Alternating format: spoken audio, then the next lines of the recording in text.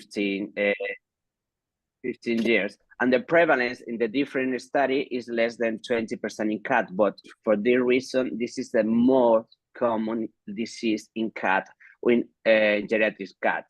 This is a study, it's a recent study from UK that was performed in general practice, and they study a huge number of cats, around 300,000 cats, and they obtain a prevalence, the prevalence of 1.2%, and the clinical sign was only present in 66% of cats with CKD.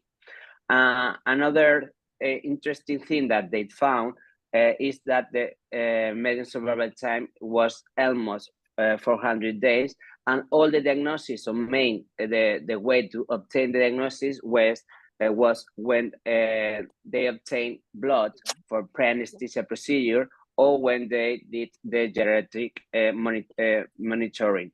Here we can observe the different breed where is more prevalent this disease, and Burmese is the most common cat affected for this disease. What is the risk factor for the CKD? I think it is very interesting that there was an epidemiological study, and they found a correlation between the annual vaccination and CKD. What is the explanation for that? That when you produce the vaccine, you use the cranberries feline cells to produce the vaccines, and these cells that inject to the cat has antigen, and this antigen produce an immune response in the cat, and this immune response produce antibody antigen complex, and this antigen and this complex are deposited in the kidney.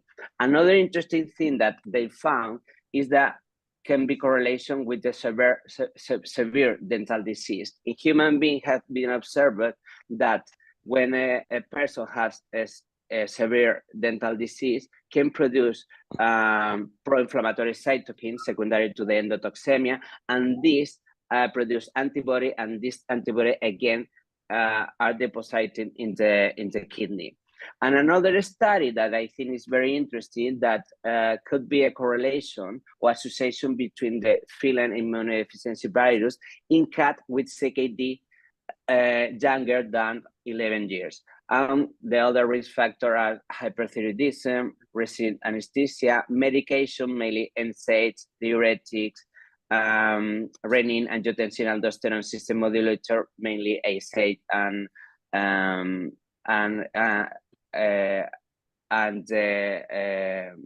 the blocker of the receptor of the angiotensin, antibiotic such as amphotericin, aminoglycoside, and the chemotherapy, mainly the doxorubicin.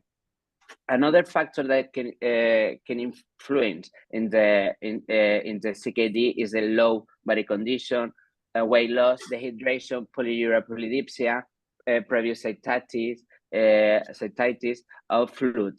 But if we see this, mainly are clinical signs of the CKD patient. And another risk factor is the diet, male, and the breeds, mainly the Burmese, have mentioned it before. Causes that can produce the CKD, the main causes is the interstitial nephritis. The disease is idiopathic. We don't know the cause, but we can see that telomere shortening in the cells of the proximal and distal tubule, this increased renal cells deal, that is hypoptosis, inflammation, fibrosis, mineralization, and could be associated again with the vaccination, dental disease.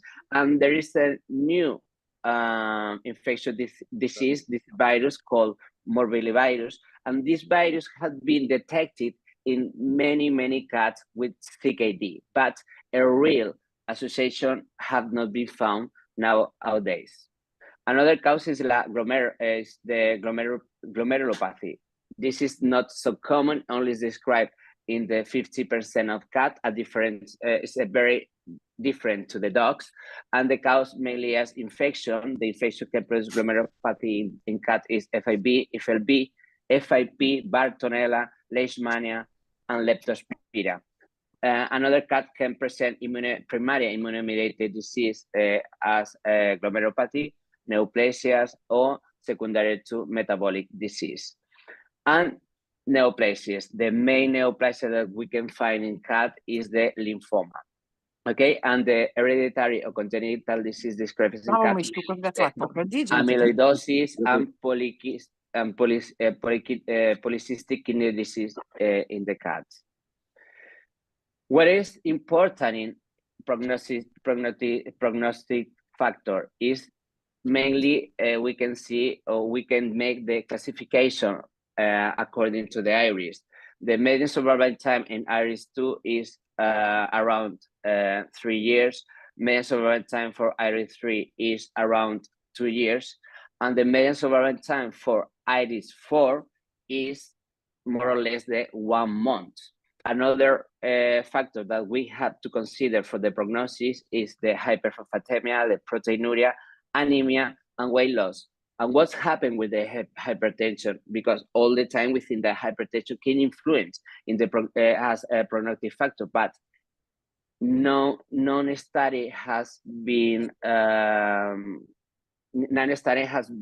described that nowadays. So more investigation are needed to try to find a correlation between the hypertension and the prognosis.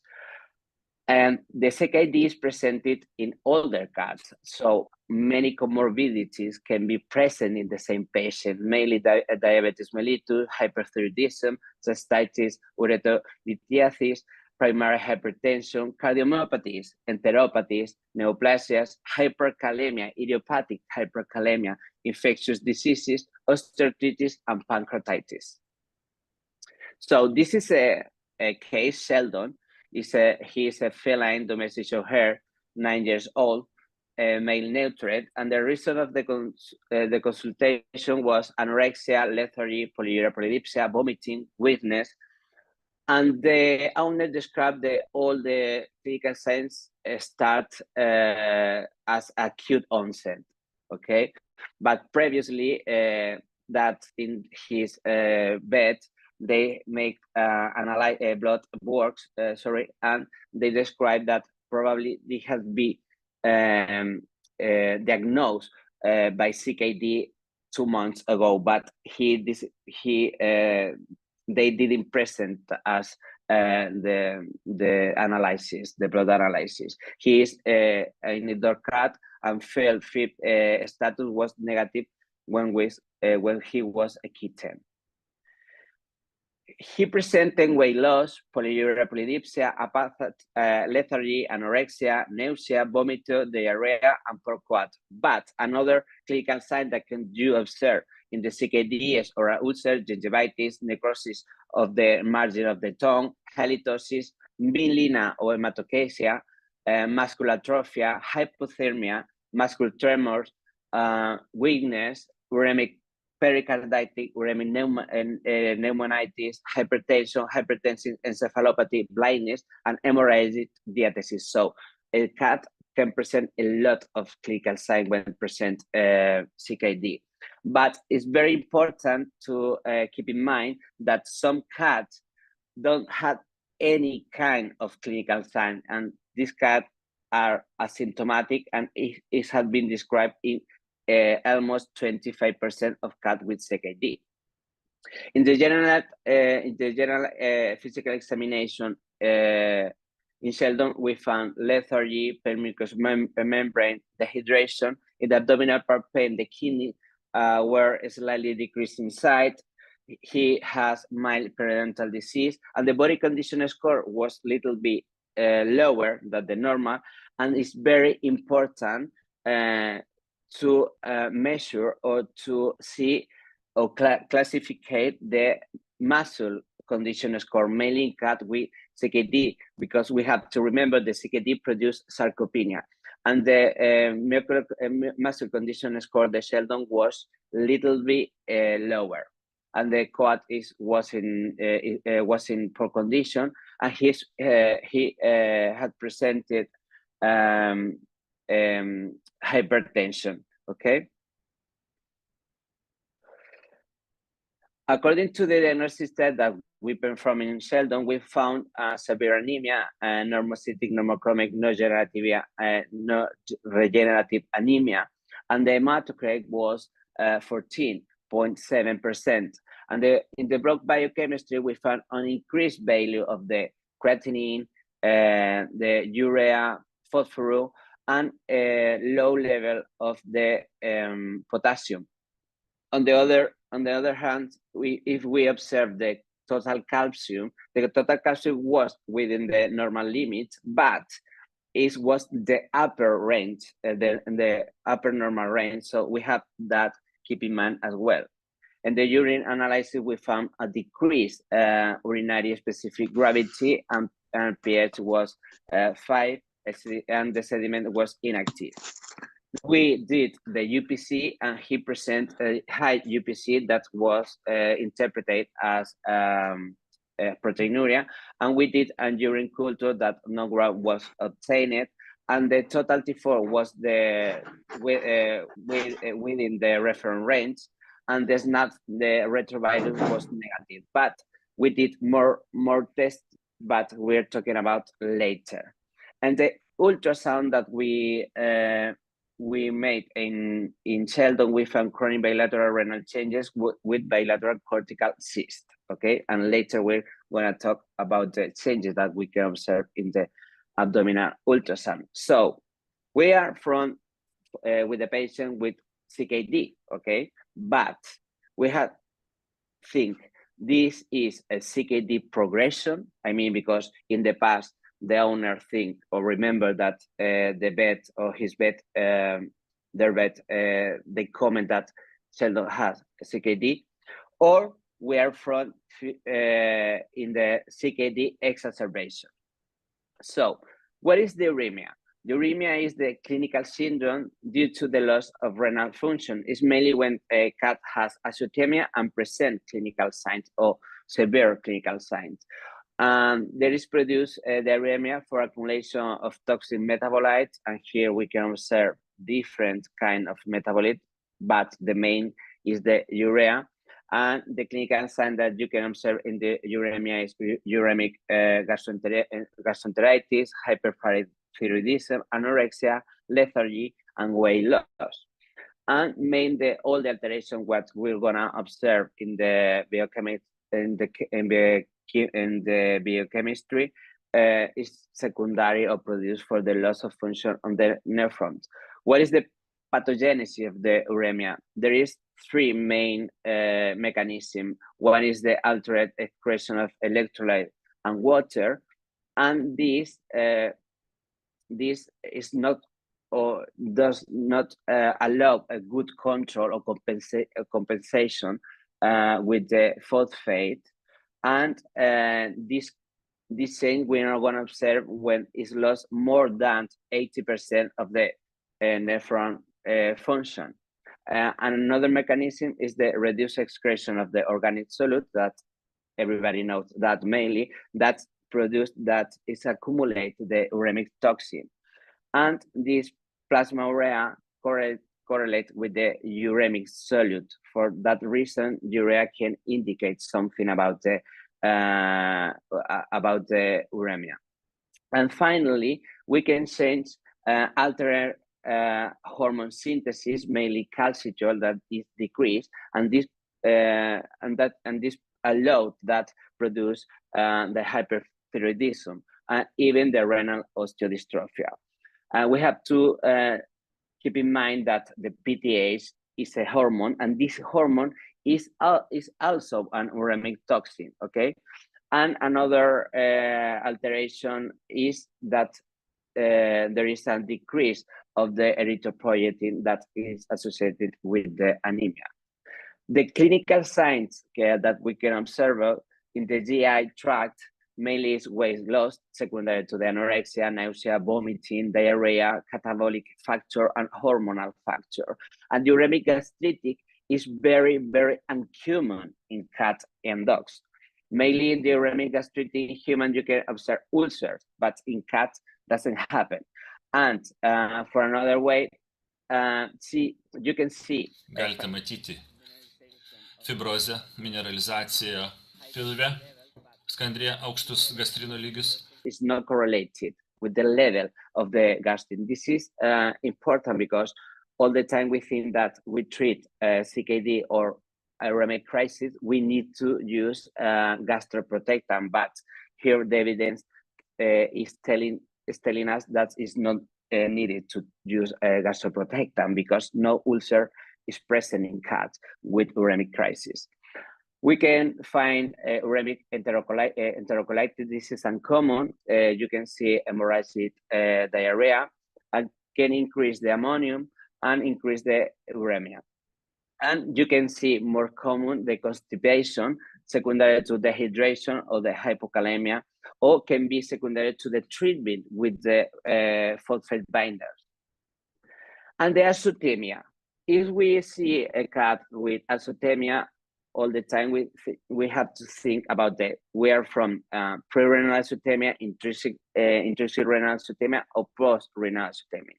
Thinking in Sheldon, maybe you have a component, the pre-renal azotemia, secondary to hypovolemia or dehydration, or at the same time, plus to the intrinsic renal disease, mainly chronic renal disease, acute kidney injury, or exacerbation of the chronic kidney disease.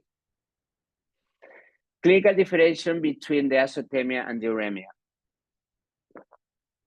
Mainly, we have to think how ill is the patient. I mean, that when you are front a patient with uremic crisis, you have to see anorexia, oral ulcer, vomiting, diarrhea. This is a cat very ill.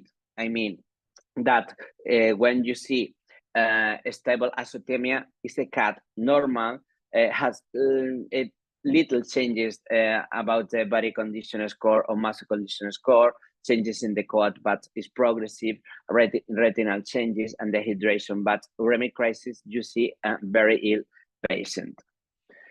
How we can try to differentiate between the azotemia if pre-renal, or mainly if we are treating acute renal failure versus CKD. If we can see all the clinical signs or even the systolic blood pressure, we can know different according to this table, okay, or according to the text.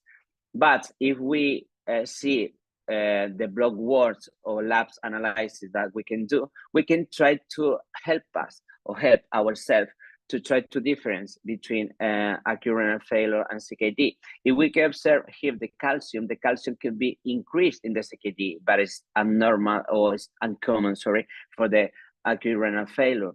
Potassium can be low in the CKD, and that doesn't happen in the acute renal failure.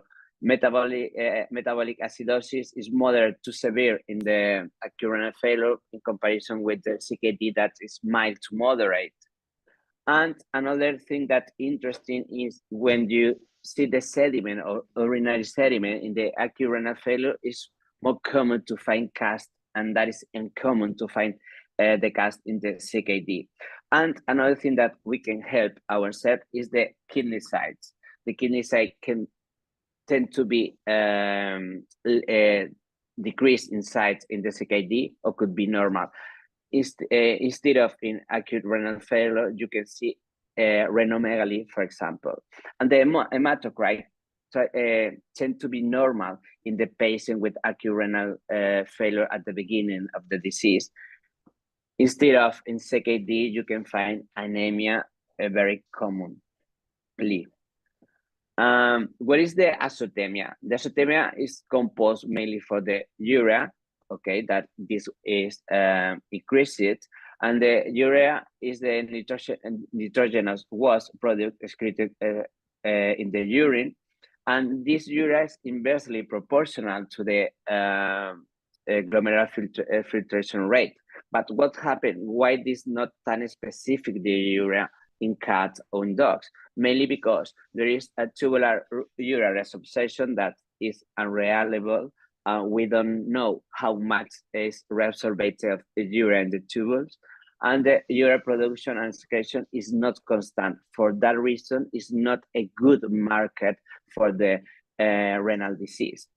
There is one study that described that Meiku has tend to have higher values of the urea when you give a cat a high protein diet. Gastrointestinal bleeding can produce increase of the blood urea in the blood, and high catabolism, starvation, fever, infection, and even some drugs such as glucocorticoids, acetropine, can increase the values of the urea, and even oxytetracycline can decrease the level of urea because decrease the protein synthesis. And the creatinine is increased as well in the azotemia, which everybody know. And we have to think that this is a good marker. The creatinine, it comes from the muscle degradation, is inversely proportional to the glomerular filtration rate. And even when a cat has little bit increase of the level within the reference range, we have to point of view and think, and that this cat can start to present a CKD, and we have to control in the future, okay? And the creatinine has correlation with the urea, and all the recommendation is try to have a baseline value in a cat when it was younger or when was healthy. And another study have described that some breeds had present high values the creatinine, such as Birman, Siberian, Somalis, and Siamese. And even is the patient at it before 1 hour or 4 hours before to take the sample can increase the values of creatinine. What happened to creatinine and CKD?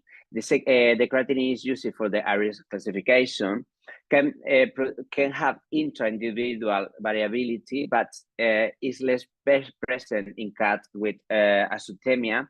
But this biomarker has a low sensitivity because they need to start to increase the level of creatinine that the glomerular function or the glomerular filtration rate had decreased even 75% to start the increase of the creatinine. For that reason, is a late biomarker. And it is important to know that the creatinine is important for as a prognostic factor because it's used for the IRIS classification. Another biomarker is the SDMA. This one is positive allowed glomerular filtration, highly excreted by the kidney. It's a specific biomarker for the renal function. It's used currently for the IRIS classification, but we have to consider that can be increased in patients that have been dehydrated. Okay, so all the recommendations when you obtain a higher value of SDMA, you have to repeat in 2-4 weeks again to confirm this increase. And what is important, this is an early biomarker for kidney disease because when drop the glomerular filtration rate to around the 25% to 30%, start to increase the SDMA. So that is important because the creatinine needs to drop the glomerular filtration rate 75%. Okay, it's not affected for the muscle condition score, and currently we are not the reference range in kittens. Maybe in kitten could be a little bit increased. In cat is till 14. Maybe in kitten could be 15 or even 16. Okay, and again, the recommendation is to have a baseline sample when the cat was young and healthy. Okay, how we can interpret the SDMA? Interpret it with the clinical sign, abnormality that you can find in the ultrasound, urine-specific gravity, present or not the proteinuria, or even is the cat present or not hypertension. But what's happened? All the time we try to think that there is a very good correlation between the creatinine and SDMA. Even one laboratory said that the correlation was 100%. But this study had described that a percentage of cats can present low or normal number of SDMA and creatinine could be increased, or even the creatinine could be increased. And if you see the classification, the Irish classification could be in stage 4, and if you see the SDMA could be in stage 3. So the important that not all cat has a really good correlation between creatinine and SDMA. If we see Sheldon has the creatinine in 5.8, and if we see the classification would be stage 4. But if we see only the SDMA is 36, and the classification is mainly between 2 and 3, mainly 3. So there is not a good correlation. So the SDMA is not a good marker for Sheldon. The phosphorus can mainly produce alterations secondary to the renal hyperthyroidism. We can see mainly the hyperphosphatemia. That's occur when the renal function decrease less than 5%.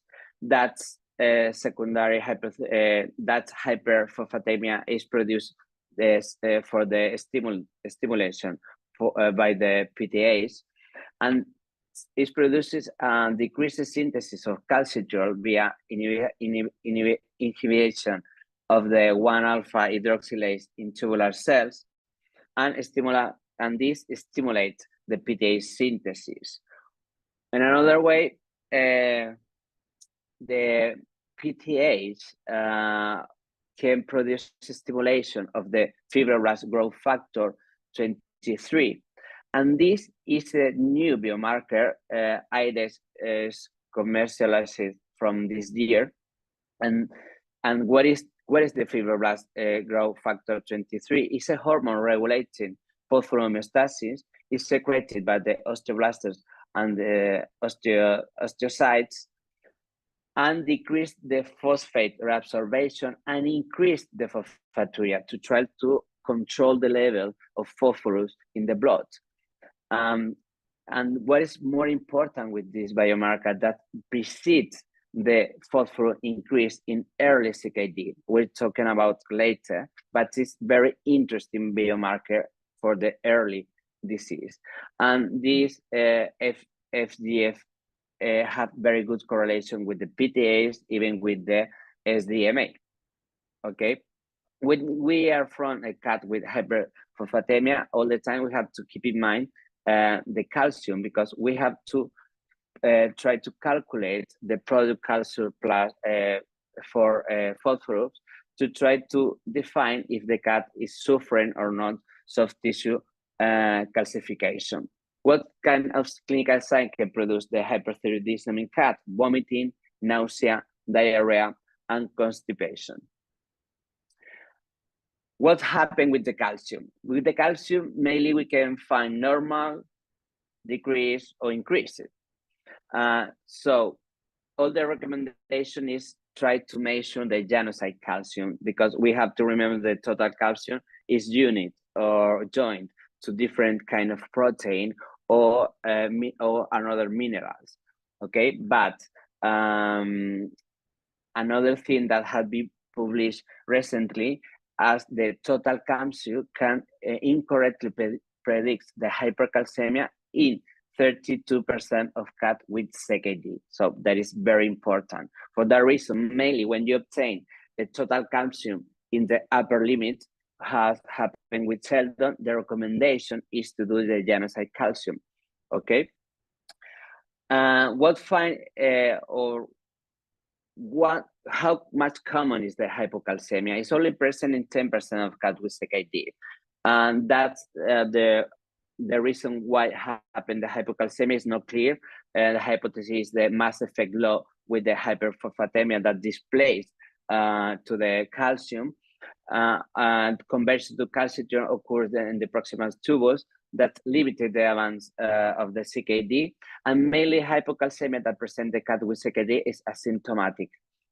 Hypercalcemia is more common, is present in 29% of cats with CKD, can produce the hypercalcemia damage or direct damage in the kidney.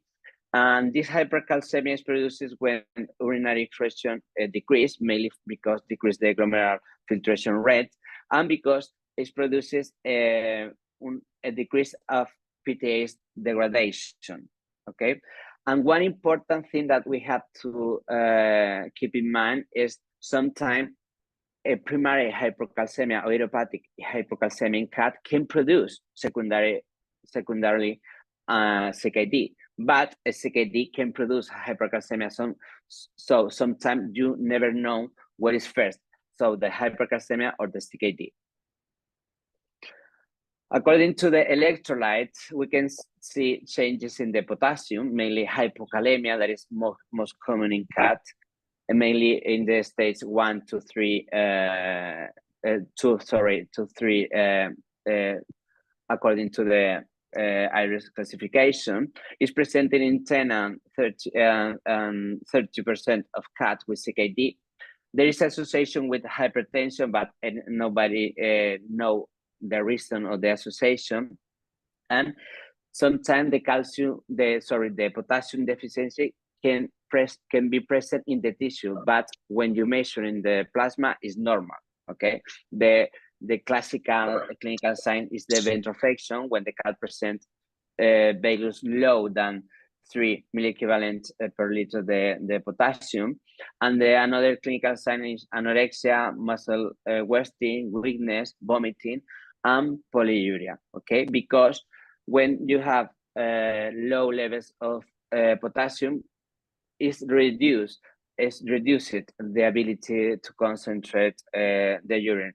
On the other hand, can produce fibrosis in the tubular interstitial because produce inflammation, this hypokalemia. Okay, when we treat a patient with a chronic hypokalemia, the indicate is try to get the normal limit between 1 to 3 days, depending on the chronicity of the disease. And the hyperkalemia is described mainly in IRIS 4, okay, in the terminal disease, and can be alongside with the oliguria, anuria, or can be this hyperkalemia secondary and medicament, mainly ACA and angiotensin receptor blockade. On the other hand, the sodium, we can find hypernatremia, mainly secondary to dehydration or sodium retention, or we can find hyponatremia secondary for water retention. Anemia, this is very frequent. Is described mainly between 15 to 30% of cats, and even between 30 to 65% of cats that have a CKD in the future can suffer or can produce anemia. Okay, this anemia is a prognostic factor, so it's important to treat it and detect it, and tend to be worsening in advanced IRIS stages.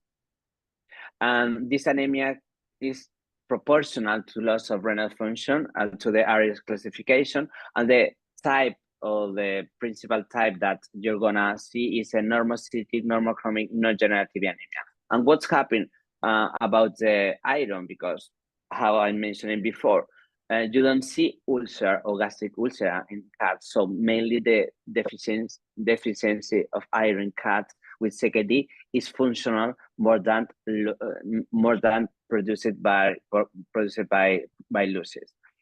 Another causes that can produce anemia in cats are all of these, but mainly is the shortened the erythrocyte survival, mainly for uremic toxin, hemolysis, or promoter removal by reticuloendothelial cells. If we do an urinalysis in a cat with CKD, as Sheldon, we can find a decrease in the capacity of the concentrate urina. So Sheldon had the urinary specific gravity in 2022. But this is important. We have to do with the refractometer, okay? And in the past, we can find a lot of refractometer or veterinary refractometer for dogs and cats, or only for cats. And different study has described that it's not necessary. Even in one study in New Zealand, they found a low level or number of the specificity when you use the specific refractometer for cat. So normal refractometer is okay for classificate the urinary specific gravity. Even in the past, it was described a formula to try to correct the urinary specific gravity in cat, but that formula is incorrect as well. So it's currently is not recommended to use it. And the pH, the base pH, we can evaluate mainly in the urinary step. We can, if you remember, Sheldon has decreased pH in the urine, and all these cases can produce or can be acidified for the urine. Mainly in the case of Sheldon, could be secondary for mild metabolic acidosis. And another thing that is very important to consider in cats is that all the time in the dipstick, the leukocyte is gonna give us a false positive, because the urine of cats contain leukocyte esterase and another oxidant agent, and for that reason you obtain all the time a false positive for leukocytes in the dipstick. For that reason, it's not recommended to see the leukocytes in the dipstick in cat. Protein has, as we know, the protein dipstick can be very useful in dogs when we compare or when we use it with the urinary specific gravity. But in cats, many factors can influence to the positive of the protein in the dipstick. One is the pH, bleach, ammonium, active sediment, or even there keep obtain false negative in very dilute urine, very acidic urine, even when messenger protein is present.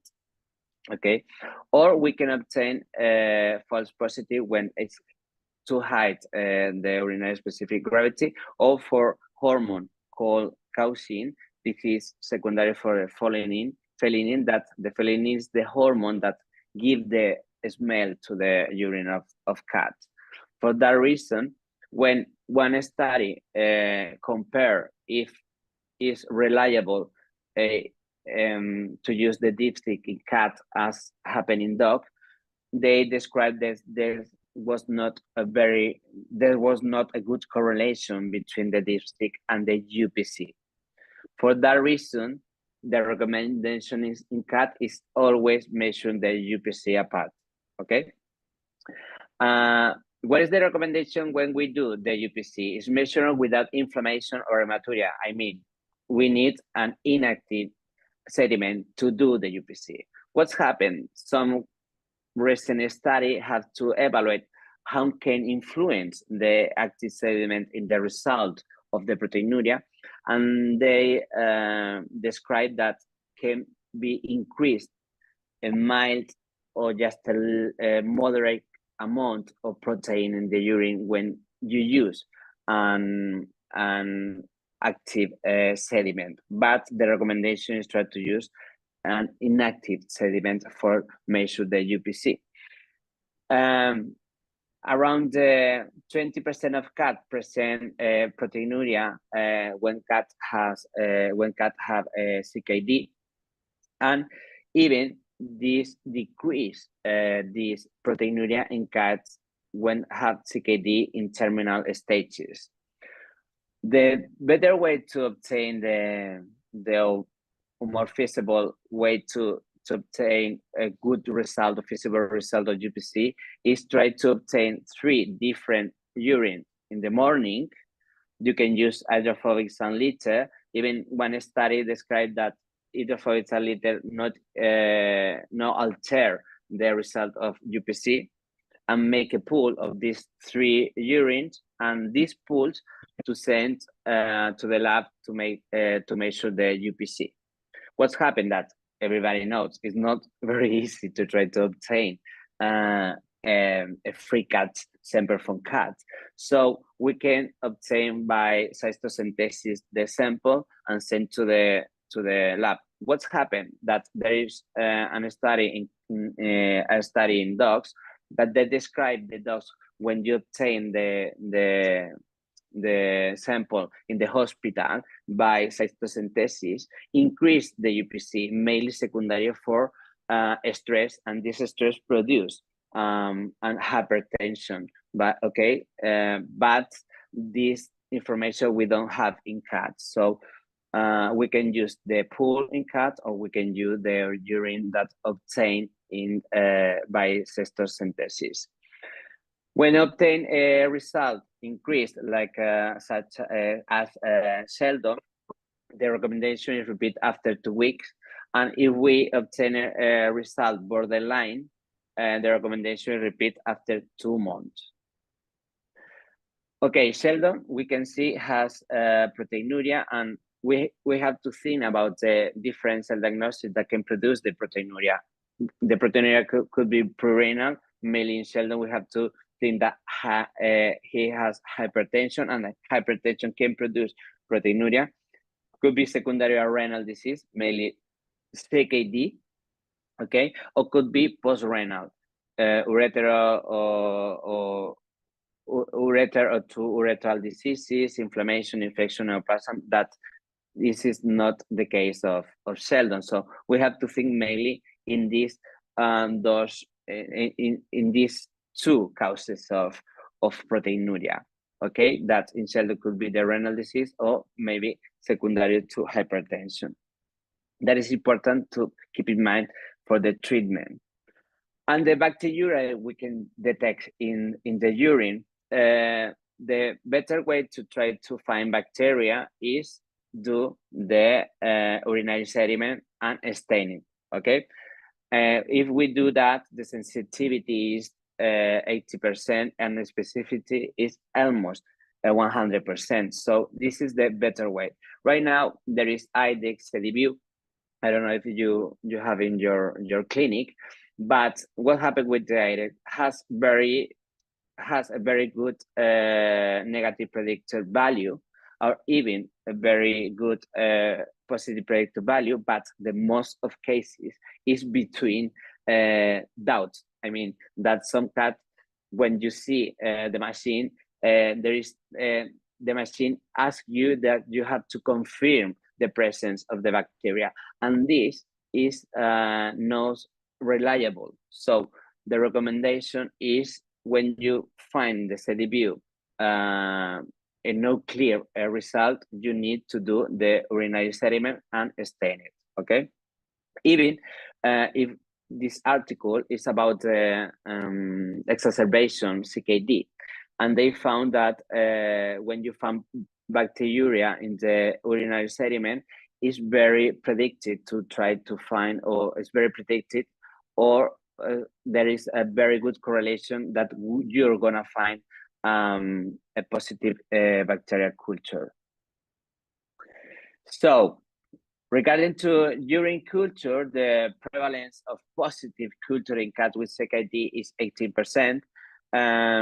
And again, it's correlated with active sediment, but some cats with CKD can present occult UTI or subclinical UTI. If you see here, the number of cats is high, so it's very common. And for that reason, is the recommendation is try to do urine culture in a cat with CKD, because these infections can ascend and produce pyelonephritis due to the ascending UTI.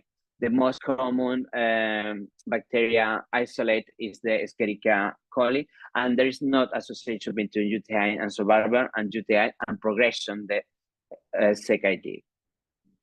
What we're gonna observe in the abdominal ultrasound is smaller kidney, irregular kidney, hyperechoic renal cortex and medulla, loss of corticomedullary differentiation, extraction in cortex and or medulla, renal infarction, nephrocalcinosis, cyst, Doppler enhanced renal perfusion, or even you can see pilectasia. Even the pilectasia could be found in the 60% of cats.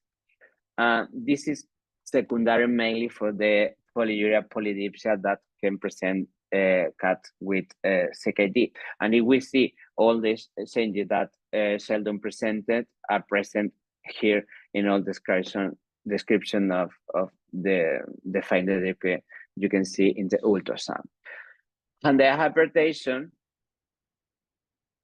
CKD is the most common cause of hypertension, could be present between 20 to 65% of cats with CKD.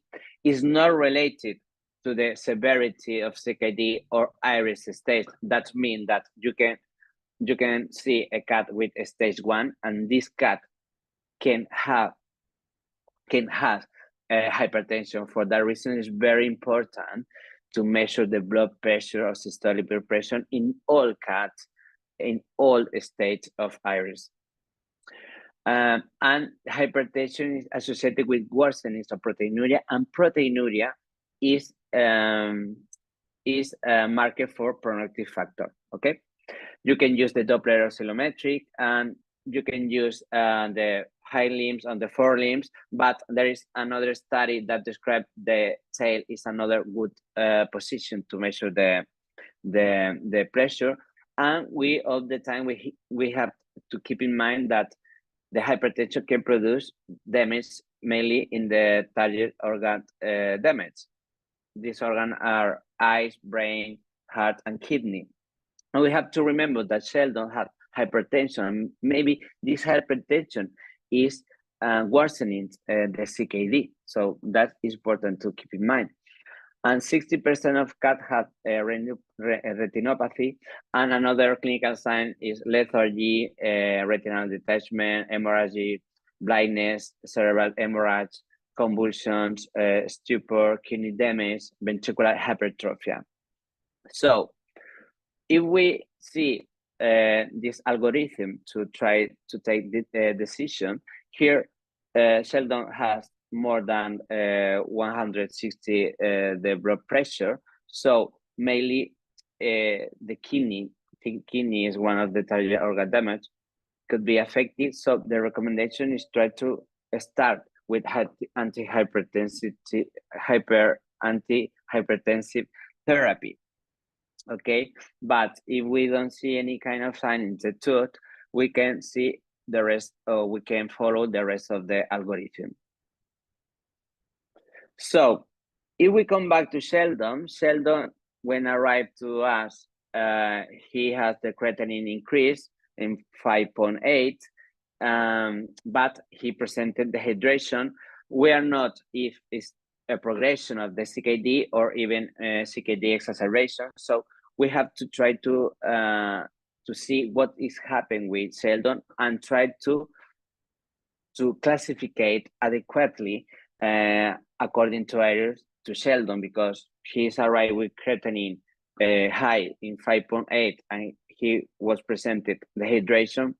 Likely when rehydrated to Sheldon, this creatinine decreased due to the pre-renal factor.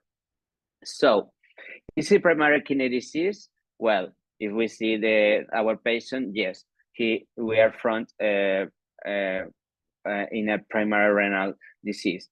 Okay, so we have to decide this is an exacerbation or only a progression. Well, how we can differentiate between those? The CKD exacerbation, we're gonna see acute change in azotemia, and they describe the owner of Sheldon that he was perfect days ago. Okay, so this is one point that we have to consider. And present clinical sign: anorexia, lethargy, weight loss, vomiting, diarrhea. That's what's present in this patient. Azotemia can be reversible with treatment. So when we see a patient, we have to try to figure it out if we are from an exacerbation or not, and not try to recommend the euthanasia immediately. Okay. Causes that can produce this exacerbation: dehydration, pyelonephritis, ureteral obstruction, ischemia, mainly secondary to anesthesia, and SACE, furosemide, trauma. Others: cardiorenal syndrome, protein enteropathy, PKD. But the main cut is I know the cause of this exacerbation. For that reason, we need to treat mainly 5 days to see what's happening with the clinical sign of the patient and the clinical state of the patient, or with the creatinine. And could be secondary to pancreatitis, we don't know. A lot of cats, mainly cats with CKD, can present pancreatitis at the same time.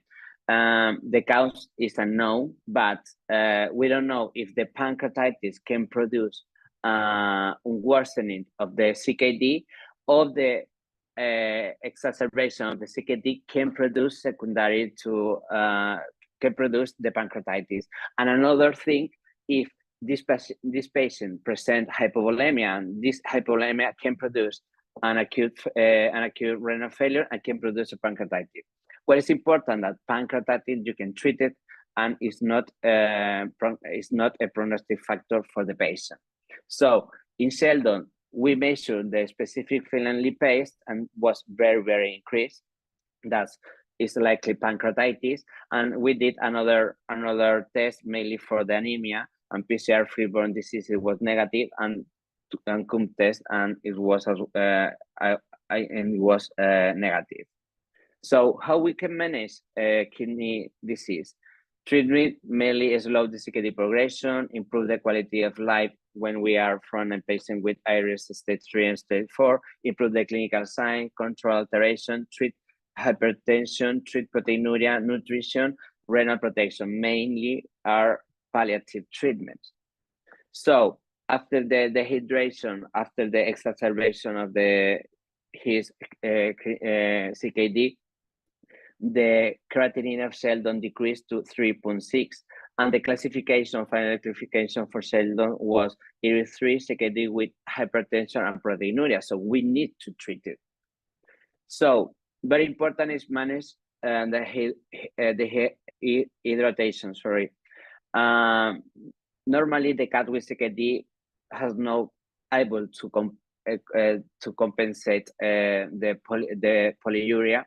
So we need to give more water, or even the hydration can be influenced by the vomiting, nausea, decrease the water consumption, and decrease the water intake. So very important to give to all the cat fresh water, preserve bowls of water around the house, water fountain, or even you can use only with diets.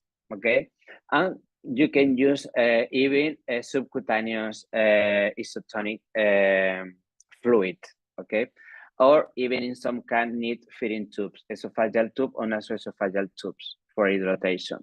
There is another way to put or to inject the fluid or subcutaneous fluids is to use subcutaneous ports. I don't have experience with that because here in Spain are very expensive, and you have to consider that to put this kind of port, you need to anesthetize the patient, and this patient with CKD anesthetized could be a risk. So you have to consider the benefits or not to put or not a port in a cat.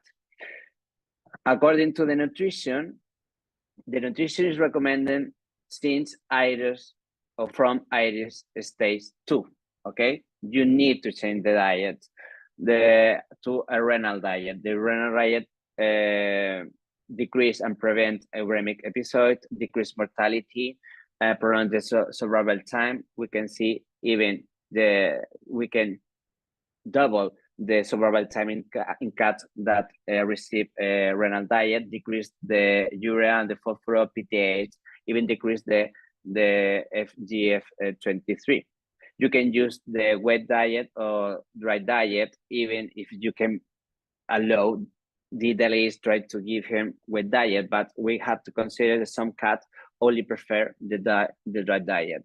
To try to introduce the diet, you can take a long time. I mean, some cats need only 5 days, 7 days. I try to do it in 10 days, but some cats need 1 month, or you can try different trademark of diet, and some cats prefer one and prefer another ones. Okay, the renal diets maintain the body condition score, or even this diet, renal diet, the wet diet, you can use it in the nasopharyngeal tube or esophageal tube. Okay, what is important in case the cat present a very marked or severe anorexia, try to offer it whatever the cat wants. Okay, or it's not recommended to use the renal diet in patients that are hospitalized, because the cat can associate the stress suffering during the hospitalization with the food. So it's very important, that message. These diets are moderate to low in protein, low in phosphorus, restricted in sodium, and present omega-3 supplementation that acts as anti-inflammatory. Hyperphosphatemia. Our objective is this one, is not to maintain the cat between the referral range, because their little bit increase, mainly in stage 3 or 4, can produce that hyperparathyroidism. Sorry. For that reason, it's important to have this stable engine consult and to see it all the time when you control a patient with CKD. Okay, you start to control the hyperphosphatemia only with the renal diet. After that, later you have to recheck the phosphorus 4 or 6 weeks that the cat start with the renal diet with the empty stomach, to see that is within the range or not that we need. Okay, is within the range that we need, continue monitoring every 3 or 4 months. In case that we cannot control with the renal diet after the 1 month, we need to add to the treatment phosphorus binders. Okay, and again reevaluate 4 to 6 weeks after the start with the mix of food with phosphorus binder. What's happened with the FGF23? It's very interesting, because with this biomarker we can detect early stage of CKD, mainly when we need to change the diet. Okay, because the phosphorus is not so early in comparison to FGF. Okay, so the recommendation is measuring mainly in cats in stage 1 or 2, and to try to predict if the cat gonna take or get any benefits with using a renal diet. So if the patient present a value of above 400, that means that this patient needs to take a renal diet. If the patient is between 300 to 400, continue monitoring and till the cat increased over 400 and introduce the renal diet. And the cat, if the less or above below 300, is no evidence for dietary phosphate restriction, continue to monitor the kidney function. On the other hand, this could be indicate the FGF23 that we need to add or not phosphate binders. But if we find a value in a cat in a stage 2, 3, or 4, a value above 700, we need to add phosphate binders. What happened with the hypertension? Hypertension, we don't know if need to do a sodium restriction, but the diets include that, and the treatment usually is for life. we know a lot of medicaments or drug for the treatment, but the main treatment is the amlodipine, because this is a calcium channel blocker, and this is decreased, or this drug decreased the systolic blood pressure between 25 to 70 milligram de mercurium. So, and you can see a very high response, and the dose in cats that present systolic blood pressure less than 200 is 0.625, and when you find a cat with a pressure or blood pressure above 200 or upper 200, we need to start with the higher dose. Okay, the second option is to use telmisartan, but to the using a higher dose when you treat it for the proteinuria is 2 milligrams per kilogram, and the capacity to decrease the blood pressure is between 20 to 27. So it's not so potent in comparison with amlodipine.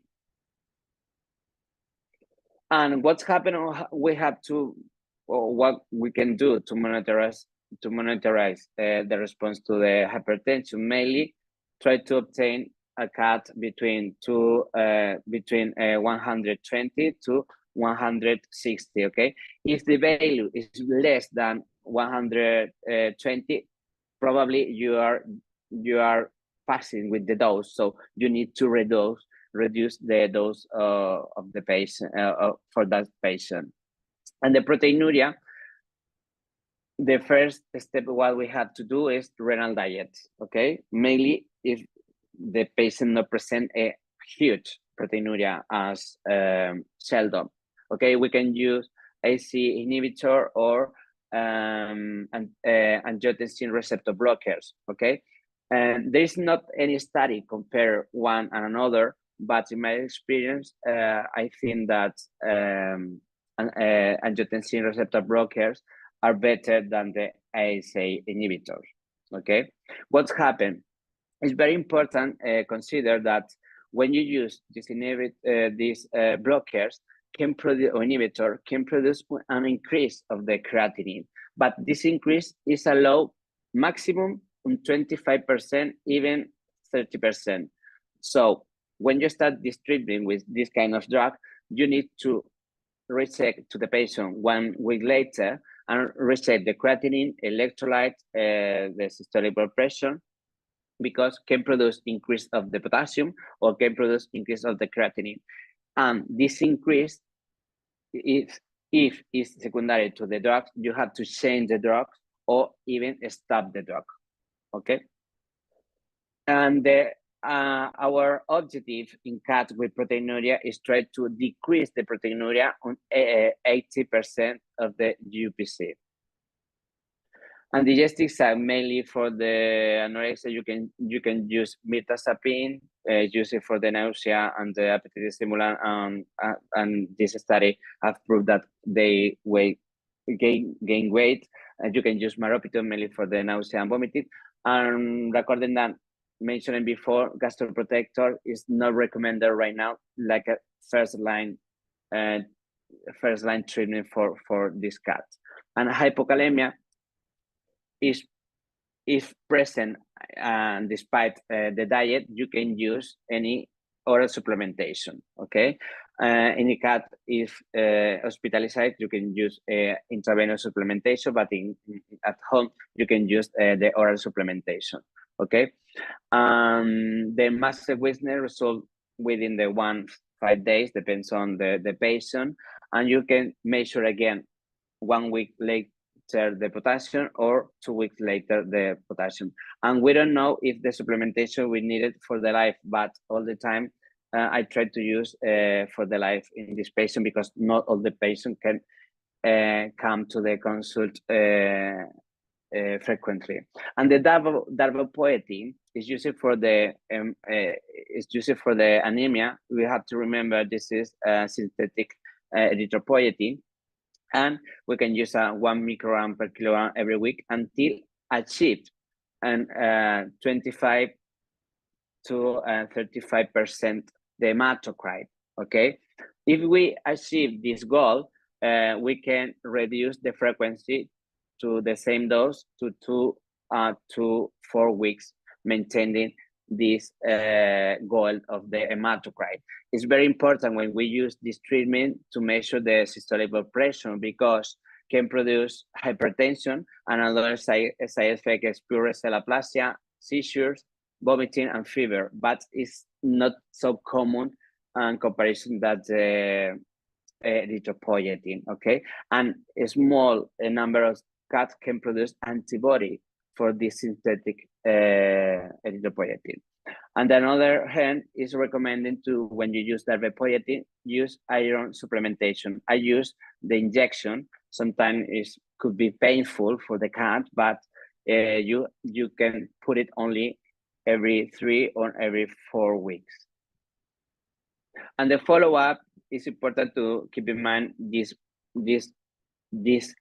must be individualized for the patient. Blood test for the diagnosis, and when the uremic crisis is resolved, review the patient 2 to 4 weeks to assess initial response to the treatment. And when the patient is stable, when it's in IRS-1, the recommendation is once a year or twice a year. IRS-2 is 3 to 6 months, and IRS-3 is 2 to 4 months. Finally, seldom we treated with amlodipine, renal diet. UPC was normalized with the treatment, the diet amlodipine. The hypertension was normalized. Hyperphosphatemia was controlled only with the diet. We used the oral supplementation, potassium oral supplementation, darbepoietin, that he presented a very good response, arrived to the 25% of hematocrit, and subcutaneous hydration Mondays and Thursdays. Maropitam for 21 days, but suddenly we lost the follow-up after the 4 months of treatment, and come back 6 months later for euthanasia due to a new uremic crisis. And that's it. I'm sorry for the time.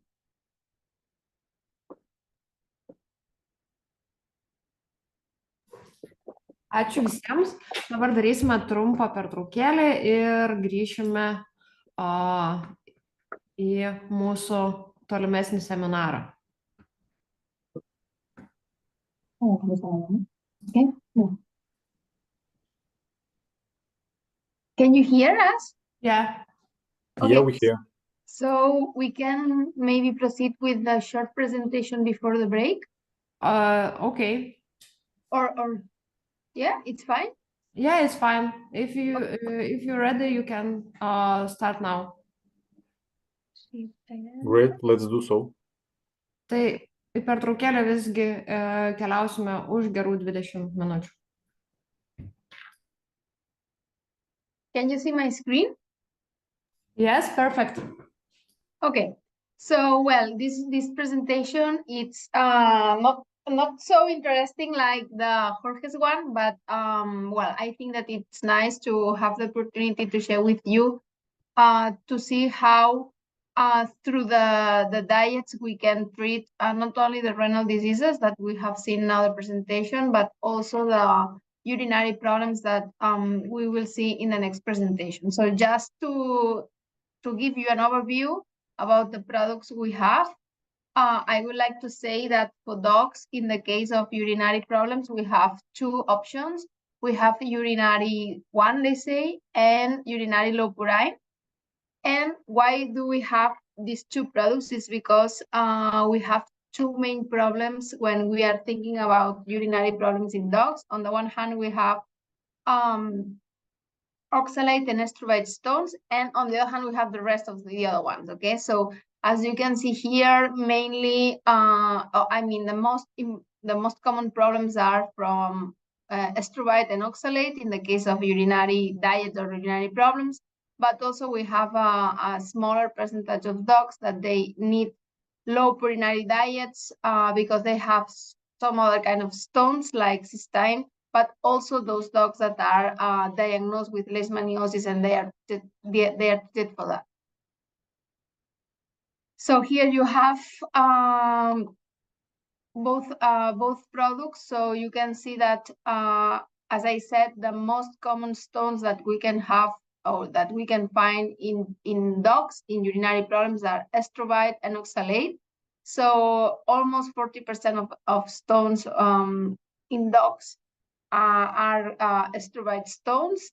And obviously there are some predisposing factors, that in females are more frequent, or that there are some diseases, some breeds that are more frequent too. And also oxalate, the probability is around 36%, and also you have in this case some predisposing factors.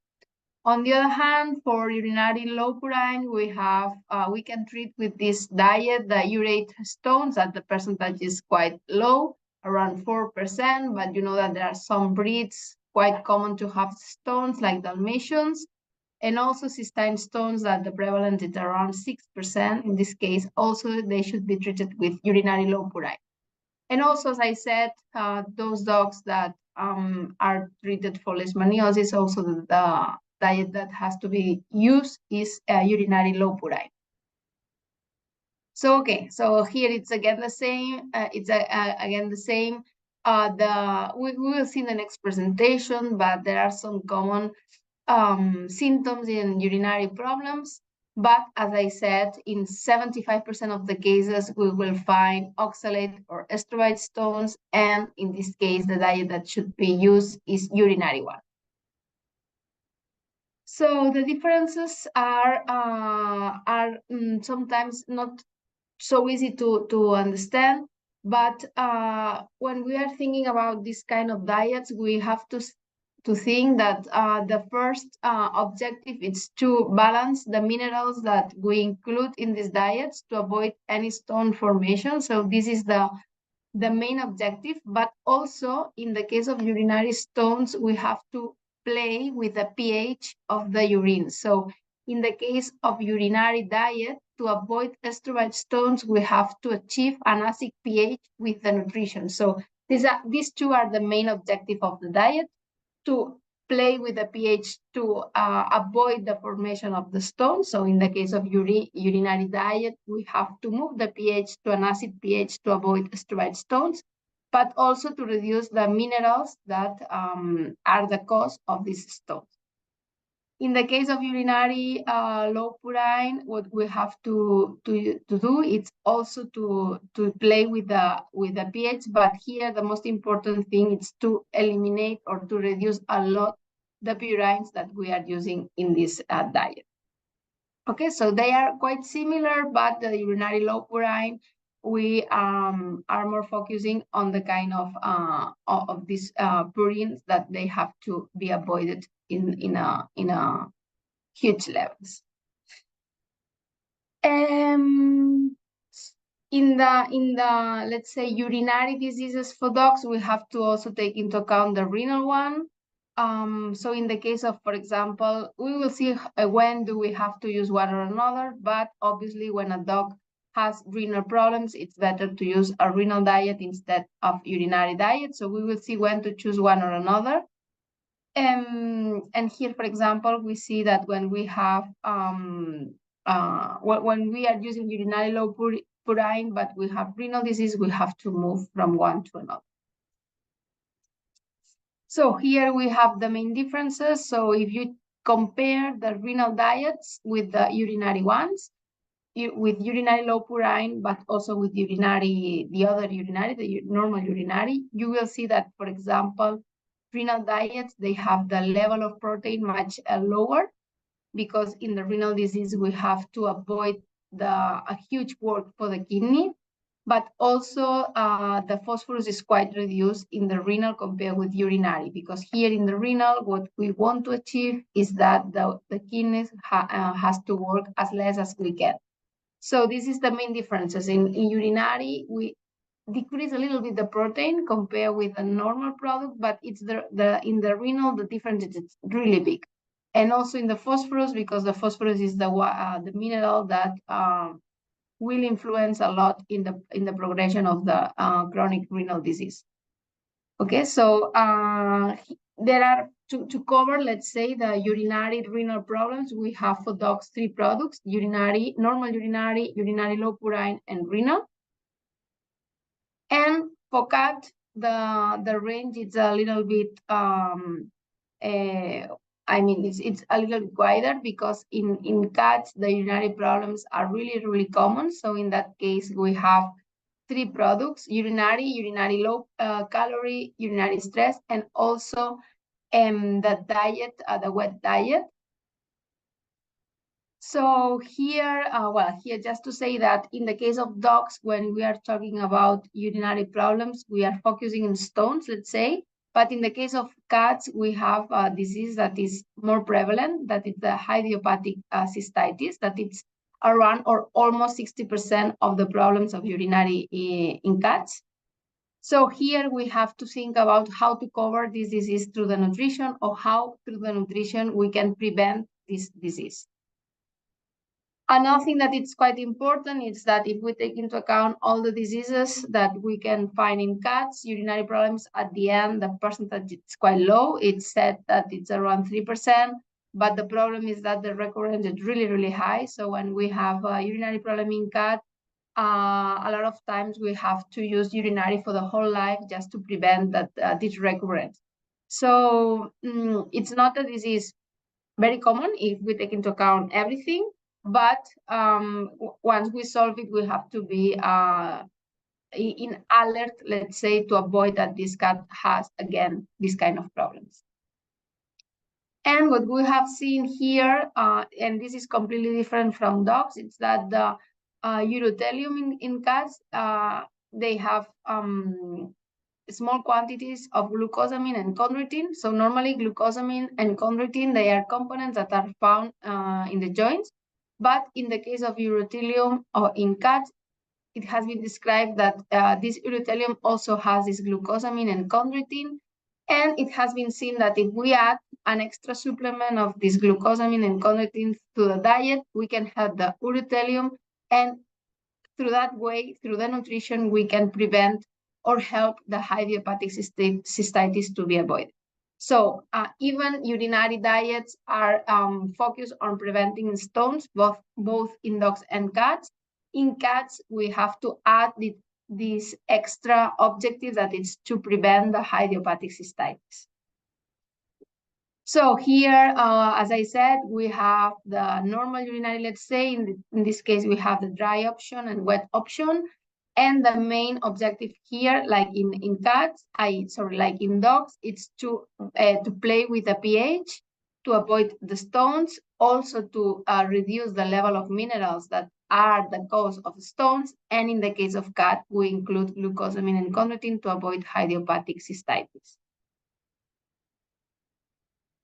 Then we have the option that it's urinary low calorie. And why we have that? It's because we know that a huge percentage of cats are sterilized, and the sterilization with the body weight, with the urinary problems, are really, really related. So that's why we have the option for sterilized cats. And in that case, the diet, the urinary diet, it's the same. Let's say the concept of the diet is the same. So it has also glucosamine, chondroitin. It has also, it also prevents the stones and the idiopathic cystitis. But because it's for sterilized cats, the level of energy is less, so it has less fat and more fiber. So I think that if I think in a lot of populations, let's say, this diet is sometimes more used because the level of sterilization in cats is really, really high. And this one will prevent also overweight in those cats that they have urinary problems and they are also sterilized. And finally, it has been seen that the urinary problems are quite related with stress in cats, and the stress provokes more urinary problems. So it's like a cycle that it's really difficult to cut. And even there are a lot of cats that with a normal urinary diet are working perfectly. Some other cats, they are really stressed when they have this disease, and they need like this extra diet that it's the same, but I mean, it contains glucosamine and chondroitin. It prevents stones, a idiopathic cystitis, but it also have a combination of melissa, fish peptide, and tryptophan. And this combination is like let's say, anti-stress combination for cats. So for those cats that are really stressed when they are feeling pain, or when they have idiopathic cystitis, this diet will help them to be better sooner, because, as I said, the idiopathic cystitis and the stress is really related. So if we attack both sides, for sure we can prevent or control the disease better. And well, here it's just a study that we did to see how much we are able to reduce the cortisol in blood after using this diet. And we saw that for sure, using this combination with melissa, fish peptides, and tryptophan, we are able to reduce the cortisol level more than 50% on the blood. So this is the main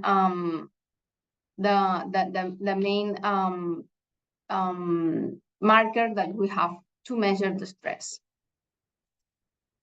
And just to give you an overview, here we have the renal diets. Obviously, we have renal for dog, also renal for cat, and in the case of cat, we have wet too. Here, just to say that, again, maybe the prevalence of this disease, it's not the highest one. So we have other diseases that are more prevalent in the clinic, but it affects also dogs and cats when they are senior dogs or cats. For example, here it's obviously that when they are more than 10 years or even more than 15 years, the prevalence is really high. And the same for cats. It's not the most prevalent disease, but for senior cats, the prevalence is higher. And here, the most important thing is that it has been seen that when a dog or a cat is diagnosed with renal problem, it's important to use a renal diet, in the sense that it's a disease that can be progressing really fast. And these dogs and cats, for sure, they need a special diet to support the disease they have. So here, as I said at the beginning, with dog, the most important thing is to reduce a lot the phosphorus. That it's the main reason why the chronic renal disease is progressing, but also to reduce the level of protein. It does not mean not to use good protein. We have to use a high quality protein, but the level in urine diets, for example, of protein, it's around 22%, and in the case of renal, it's around 14%. So the level of protein is quite lower. And well, the other characteristics of the diets are mainly focused on that the kidney has to work as less as we can. And just to finalize my part, here you have, just to summarize everything, when do we have to use one diet or another diet? So in the case of estrovite stones, we have to use urinary diet.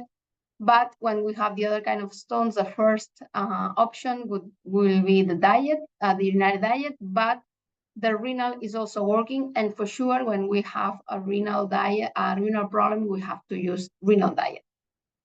In the case of cat, the same. So for estrovite, we have the option of urinary range, but for the other stones, if we have oxalate, we have urinary or renal, and for the other ones, we have to use renal. So this selection is depending on the minerals that the diet has, and also the pH that this diet provokes to the urine. Okay, and in the case of cat, just to remark that we have 3 products for urinary low calorie, urinary stress, but also wet, and the same for renal. Renal cat, we have both options. We have the dry and we have the wet. And I will give my word to Delia. No, sorry. So well, just to finalize my slides are here. You have the link to the Vets and Clinics. It's a Vets and Clinics website. Here you will find a lot of information, technical information for you. So I encourage you to visit the website.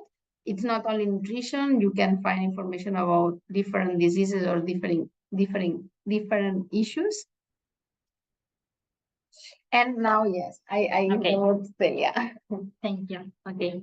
Good afternoon to everyone. I'm going to continue with the second part of this presentation.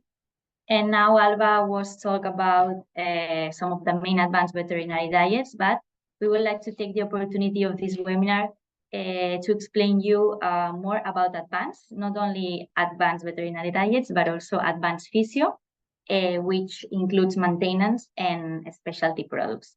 Because I'm sure that you probably know that now, well, we consider it's the perfect time to present you this presentation because now we are relaunching the brand.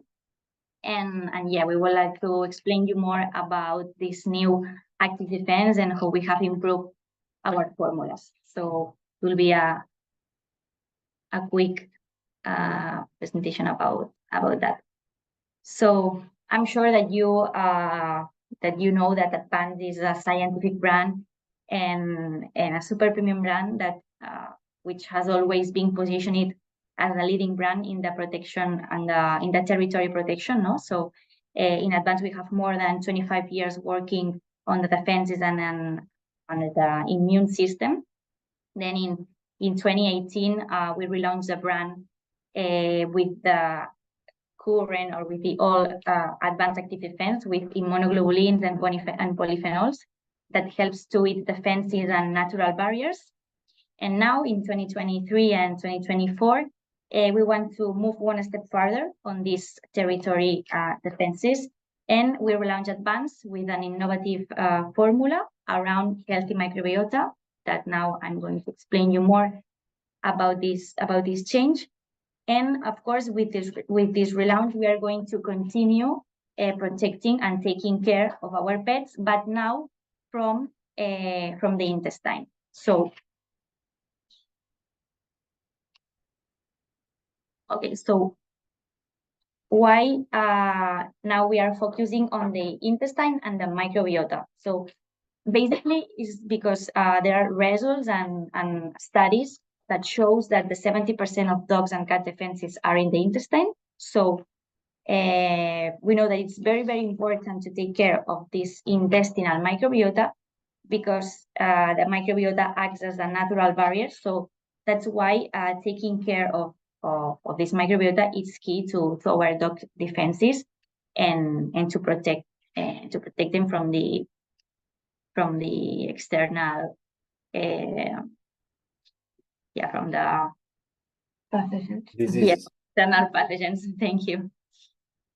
So we also know that to achieve this intestinal microbiota, no, that this good microbiota, we know that the diet is key. So we know that the diet is one of the principal factors that can modify the intestinal microbiota, and that's why a quality nutrition is key to having a good defenses and a healthy microbiota. So that's why we have relaunched our brand and we have improved our formulas. And this is our new active defense.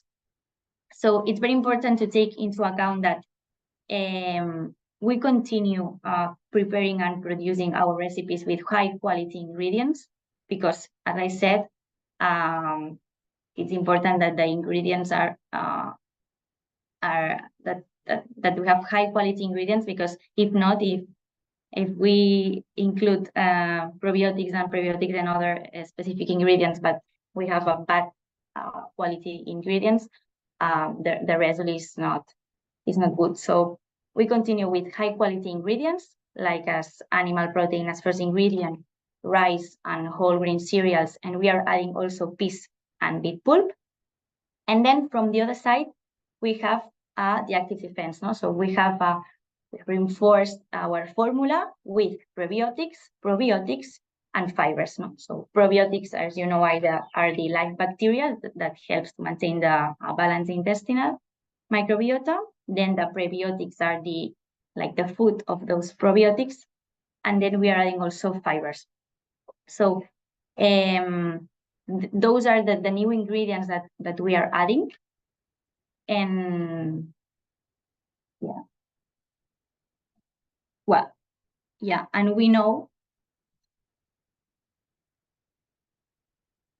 okay, okay, and we know that with this new formula, we have tested and we have internal research that shows that clearly helps to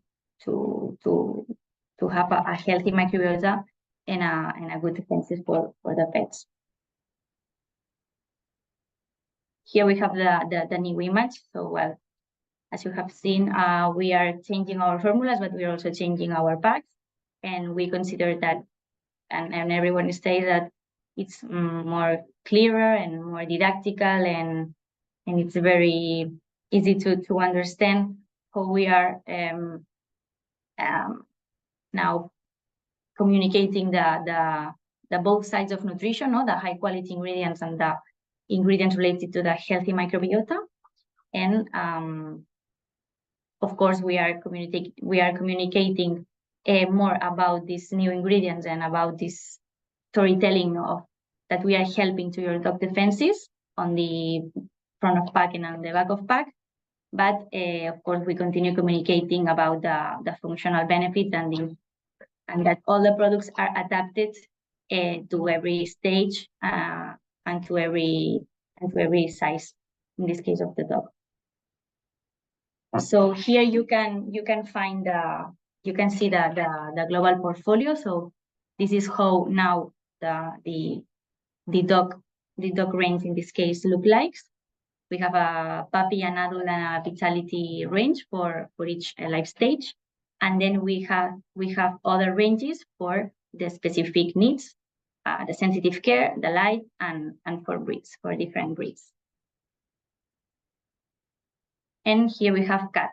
So in cat, the same. We have two different ranges for sterilized and for non-sterilized cats. On non-sterilized, we only have kitten and adult. And under the sterilized range, we have junior, adult, and vitality senior. Then we have three different products for the specialty range, for special needs, the sensitive care, and the herbal. And we also have a wet range that is it's a novelty from last year, and we have different flavors for adult and for kitten cats. Then, as you can see on the portfolio, now our senior range is named Vitality, and this is why because we have improved and we have also changed our senior platform, because there are different reasons. The first one is that we did a market research and we found that the pet parents didn't identify their pets as a senior dog or as a senior cat. Then they also didn't identify that in this case, that senior cats or senior dogs have specific needs when they are old. And also they don't know exactly when their pet becomes a senior. They don't know if it's with 6, 7 years. So that's why we have the opportunity to do a market research and to improve the formulas and also improve the communication in our packs. So of course, the main change is the name. So now it's Vitality Senior, because we want to communicate in a more positive way, like vitality. It's not a bad word. And of course, we are changing our formulas, and the main change is that we are adding 7 specific ingredients that have each ingredient has a specific benefit that it's proven. And in this case, we're adding collagen, hyaluronic acid, omega-3, added vitamins, and natural probiotics, both for dogs and cats. And then on the recipes of dogs, we are adding probiotics, and on the recipes of cats, we are adding fibers.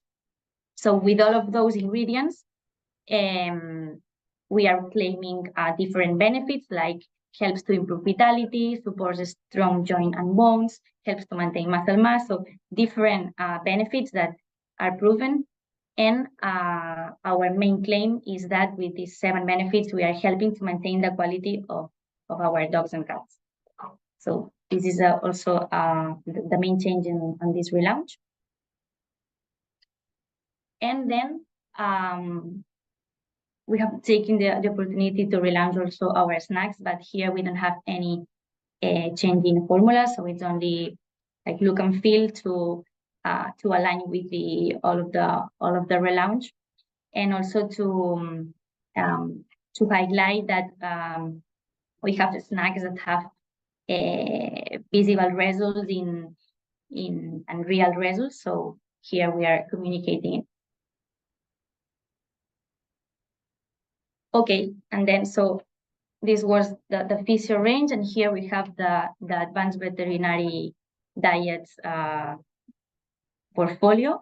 So now before we have seen the urinary diets, but as you can see here, we have a very complete portfolio with diets also for atopic problems, gastroenteric, articular, weight balance, hypoallergenic diabetes, renal urinary, and urinary urine for dogs. And then in the case of cat, we have the urinary that we have already seen, renal, and we have also diets for weight balance, gastroenteric, and hypoallergenic problems. And we have a recovery that is a wet format for both for dogs and cats. And I think that's all. So the messages that we want that you take to home is that on one side we have a very complete portfolio on advanced veterinary diets. Alba has really explained very well all the characteristics of those diets for the urinary problems and urinary disease. As you can see here, urinary renal and urinary low purine. And then from the other side, that we have then the advanced physio range that we are relaunching it, we are reformulating it, and we are including prebiotics, probiotics, and fibers to help to maintain a healthy microbiota both in dogs and cats, and we are continue protecting them from the intestine. And if you need more information about, if you want more information about this relaunch and this change, of course we can provide you more with more details.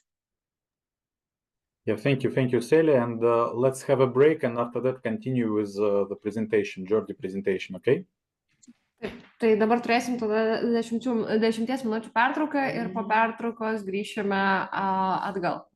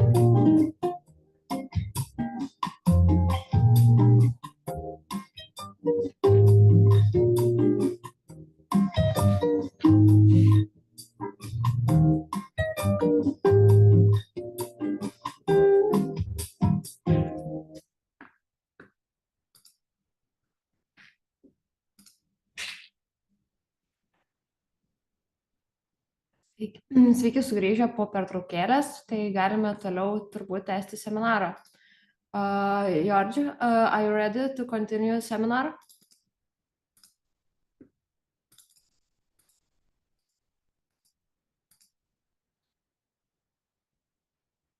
Yeah, let's invite Georgie.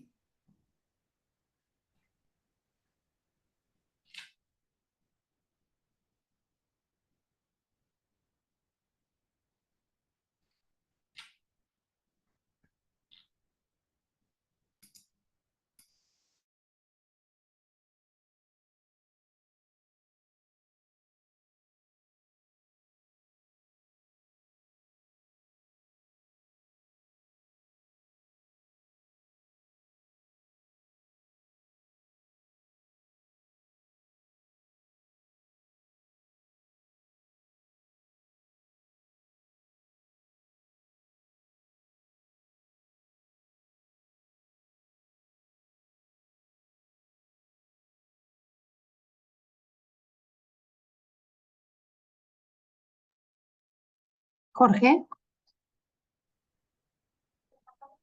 Jorge. ¿Me oyes? Ah, sí, yo creo que podemos empezar, ¿eh? ¿Te va Vale. bien? Vale. Sí, sí. Okay. This is the second lecture. It's about the feline idiopathic cystitis. We're talking about just mainly what is published about this disease. This disease is the etiology is still unknown. They are trying to figure it out what happened or what can produce this disease and try to find any kind of correlation with different infectious disease, mainly with virus. For example, with the calicivirus, but any kind of correlation was found.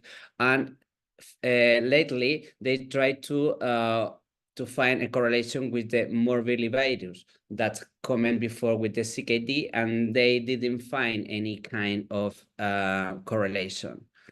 Most of causes the feline lower urinary tract disease is the feline idiopathic cystitis between the 55% till to 65%. And there is different type of FIC. One could be acute or could be chronic, and this be classified between non-obstructed, that is more frequent, is described between 80% to 90% of cats. Obstructed, that is described in males cats, is described between 15% to 20%, and a small number of recurrent of cats. Mainly is 2%, but some old publication that describe more frequently this kind of type, the FIC, that is recurrent, but currently is less common, so 2% is more adequate. And persistent or chronic type of FIC, that is always, also is not common and is described only in 2% of cats. There is different risk factor, okay? One of them is the patient, that include only the patient, is the age, is this disease is described as wherever age of the patient between 1 to 15 years. More common is described in young animals and adults less the 7 years old. There is not predisposition. It's more described in males than in female, but probably secondary for the obstruction or when the cat can block. Is more described in sterilized cat, mainly for the overweight. We have to remember that sterilized sadly is one of the causes of the overweight in cat, and the sedentary lifestyle that sometimes could be correlate with the sterilized status, okay? And had be more described in cat more stressful. This cat that had behave more frightened or more nerve. There is another kind of factor that is environmental factor that can produce be associated with this disease, is most described in multi-cat household cats and cats that tend to live indoor, can access to the high places, or even the type of litter has been described, mainly when you use the non-camping litter. Another environmental factor are the litter tray not is quite or safe area. Food and water is not a safe area, that can induce stress in the cat. Conflict with another cat in the house, move to a new home in the last 3 months, or no hunting behavior. And that is important mainly for the treatment. And another risk factor are the nutritional factor. Cats that be only feeding with dry diet, low water intake, or frequent diet changes have been associated with the FIC.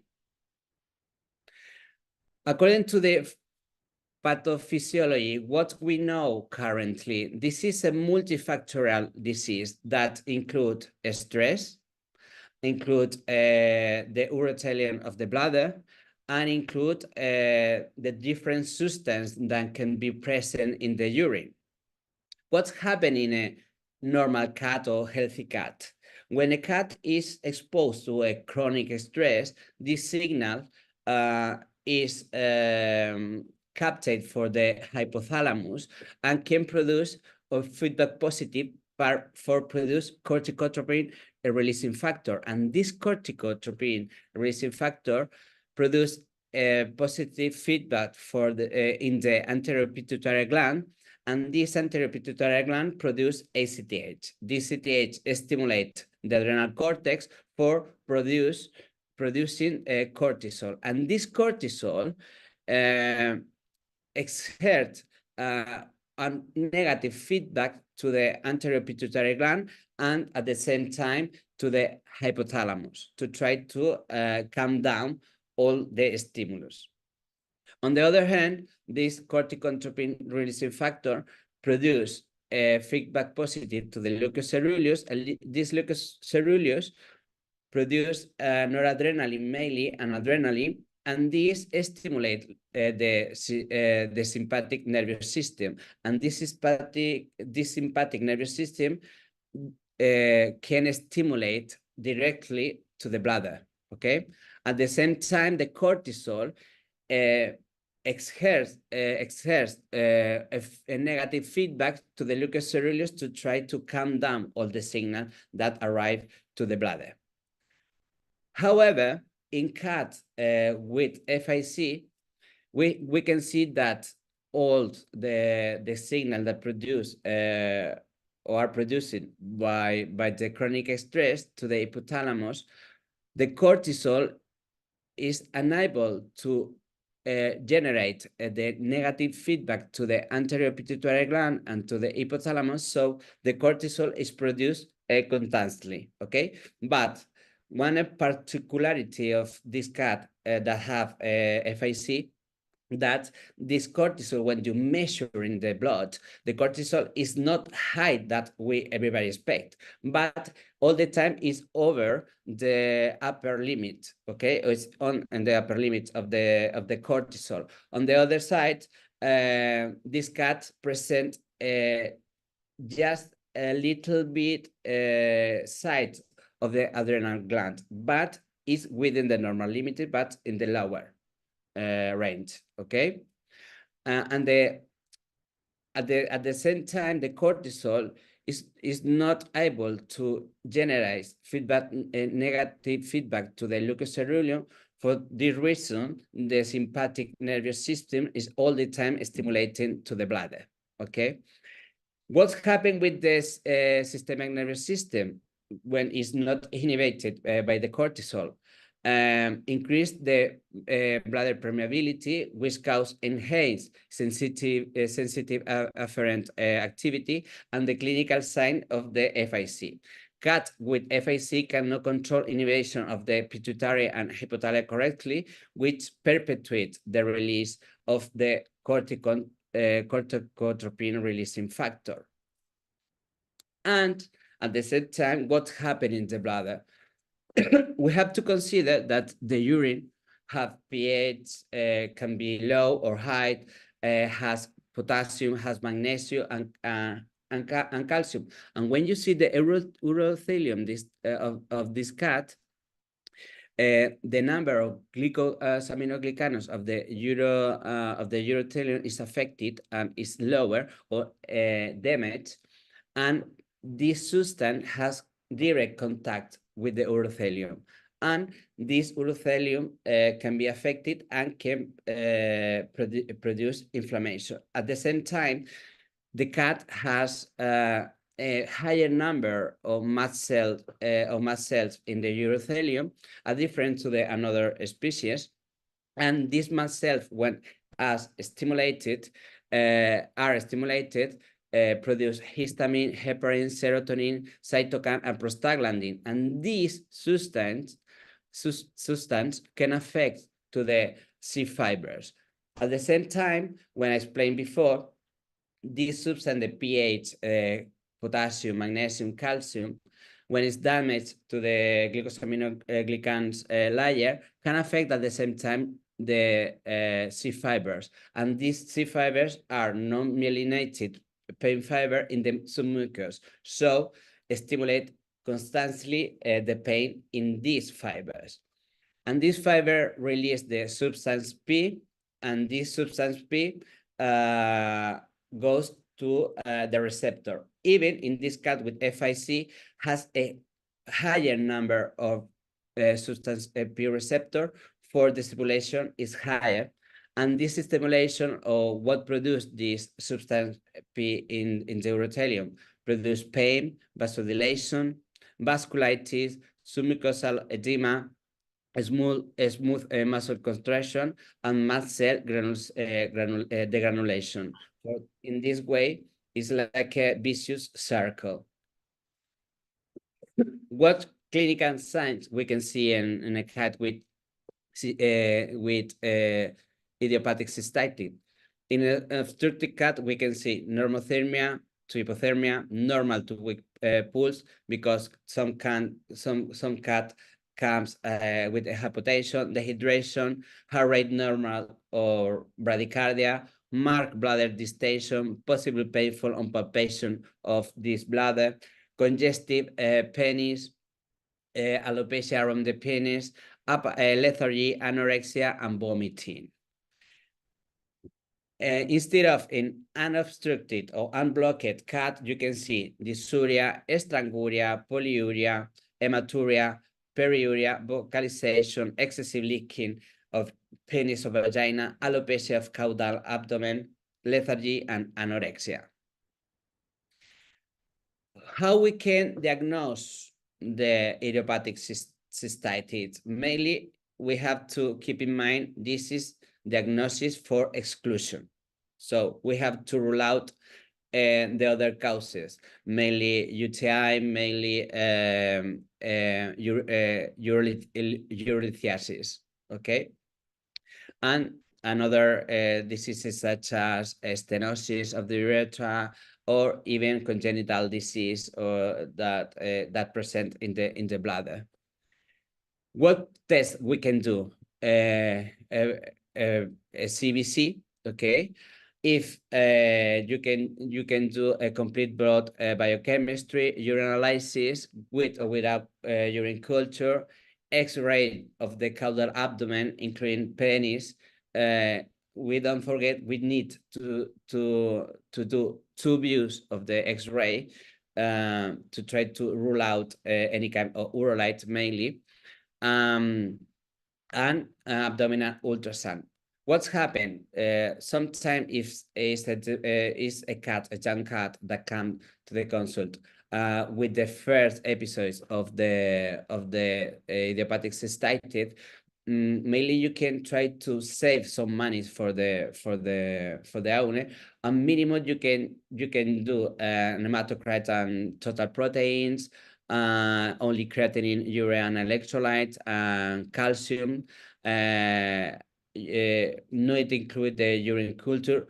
And maybe you can try to not to do the abdominal ultrasound. What's happened that where I am working is a referral center, so they come very complicated cases. So for this, many of time I do all of these tests. Okay, sometimes we can try to think that X-rays can, if I do an X-ray, I can save not to do the abdominal ultrasound, but we have to think that these 2 imaging tests are complementary.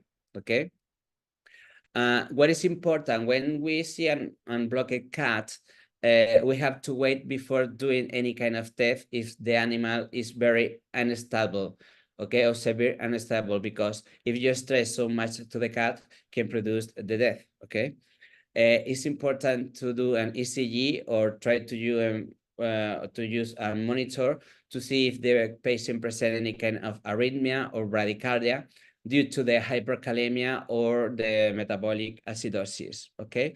And when the patient is severely ill or more unstable, I do venous blood gases to try to evaluate the acidosis that key patient can present.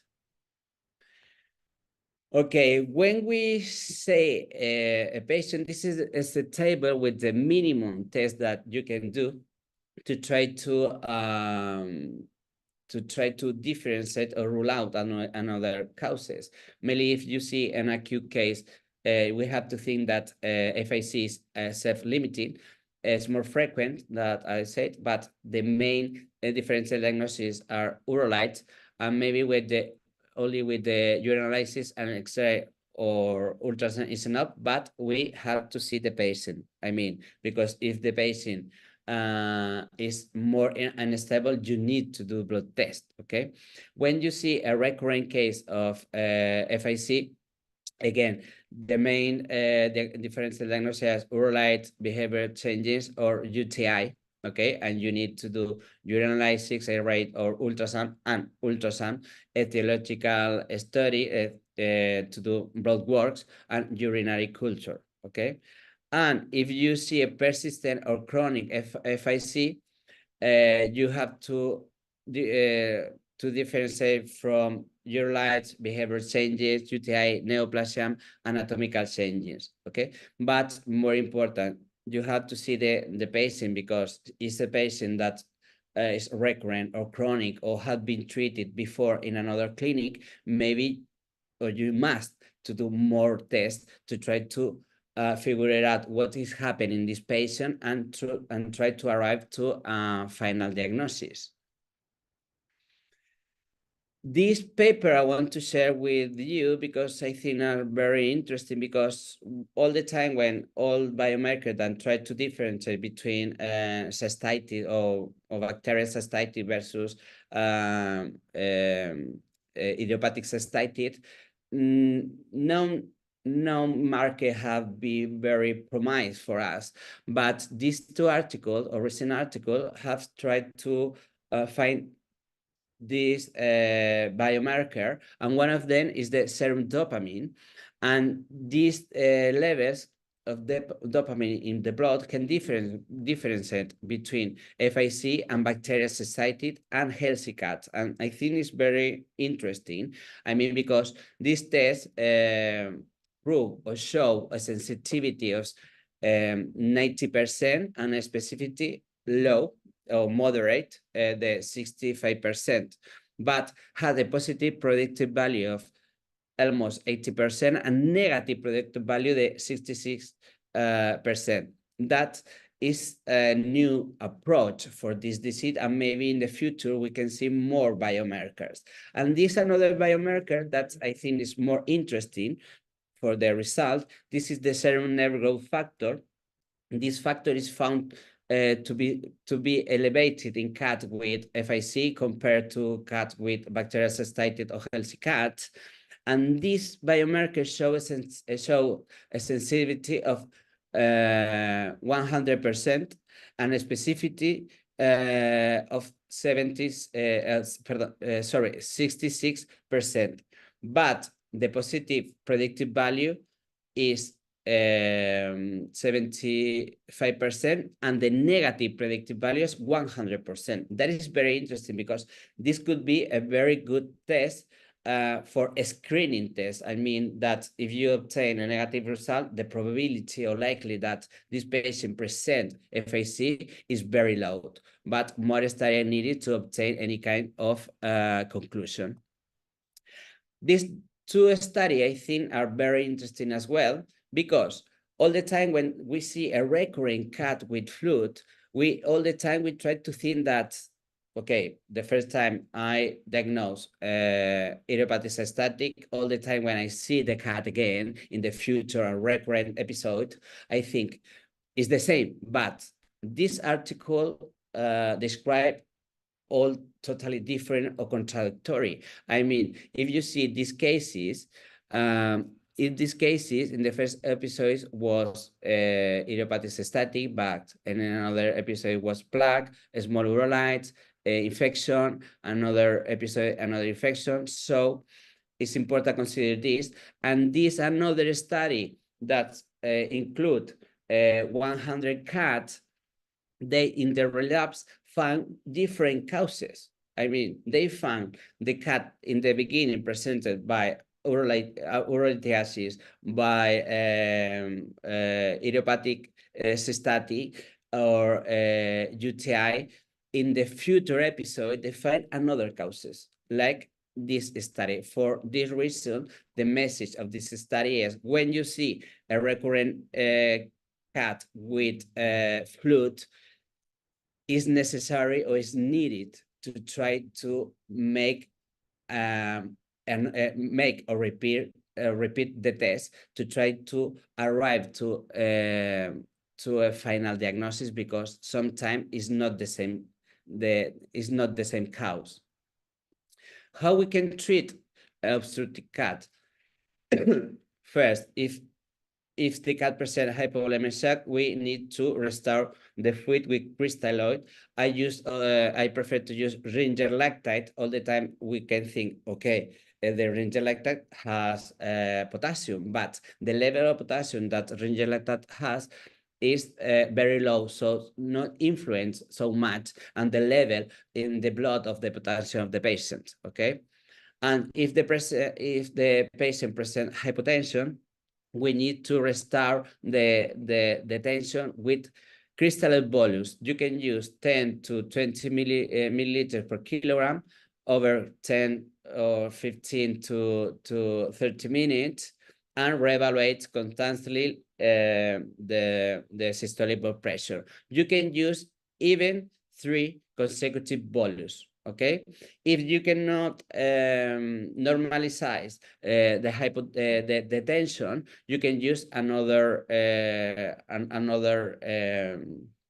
strategies, such as use the norepinephrine or fresh frozen plasma or frozen plasma. Here is important to be very careful with the synthetic colloid, MOS or HES, okay? Because in human being or in laboratory dogs have been associated with kidney failure. For that reason, sometimes when you see a cat, blocked cat with FLUTD, sometimes you don't know if the patient has a concurrent acute renal failure, okay? It's important to remember that you have to rehydrate the patient between 4 to 8 hours if this patient doesn't have any kind of heart disease. And later, when you catheterize the patient, replace the fluid according to the urine output, okay? Because when you unblock the patient, this patient presents post-obstructive polyuria. The hypothermia, when the patient presents less than 36.5 Celsius degree, you have to be active to try to increase the temperature of the patient, and you can use hair dry, okay, for if the patient to try to not stress so much with the hair dry, you can put cotton wool in the ear cuts to try to avoid the noise and the stress of the patient. You can use lamps, cold water bottle, warm sandbags, blankets. I try to not to use glove because sometimes the fingernails of the cat can produce tears in the gloves and break the gloves and generate burns in the cat. So be very careful with burns. On the other side, on the other hand, hyperkalemia, you can classify the hyperkalemia according to the clinical sign, according to the level of the potassium in the blood. We can talk about the mild hyperkalemia when they present less than 7 millimole or milliequivalent per liter. So you can make cystosynthesis, or you can unblock the cat with the catheter, and only with the fluid you can treat it, okay? But you have to consider some cats with this level can present bradycardia or can present arrhythmia. So all the time when you see hyperkalemia, you need to do an ECG or monitor the patient with a monitor to see the electrocardiogram for see this patient needs more attention or another manage. When you see a moderate to severe hyperkalemia plus arrhythmia, usually is between 7 to 9 milliequivalents of potassium. You can use calcium gluconate, okay? This calcium gluconate works as cardioprotector, and the dose that I can use or I used to use is 1 milliliter per kilogram during 5 to 10 minutes, okay? All the time you have to see the monitor, because when you put very quick the calcium gluconate, you can induce more arrhythmia, okay? And when the patient presents a severe hyperkalemia plus arrhythmia, you see this patient with a value of potassium over 9, you can have to use rapid-acting insulin between 0.1 to 0.25 international unity per kilogram intramuscular. And at the same time, I do a bolus of glucose in 10 minutes and add a glucose to 5% supplemented in the fluid, in the bottle of fluids. Okay. And we have to consider that sometimes a marked acidosis can produce arrhythmia, so some patient can need bicarbonate. Okay. Mainly when we need to use bicarbonate, when we see a metabolic acidosis and the pH is below 7.1, okay? And you can try to use, again, Ringer lactato.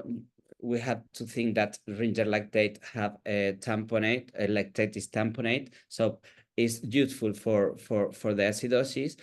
And the bicarbonate, there is a formula that you can use, mainly based in the venous gases, is 0.3 per body weight in kilogram per base XX that you obtain when you measure the gases. Okay, you put 1/3 intravenous slow in 15 minutes, all the time seeing the monitor, and later a bolus inside of the bottle of fluid.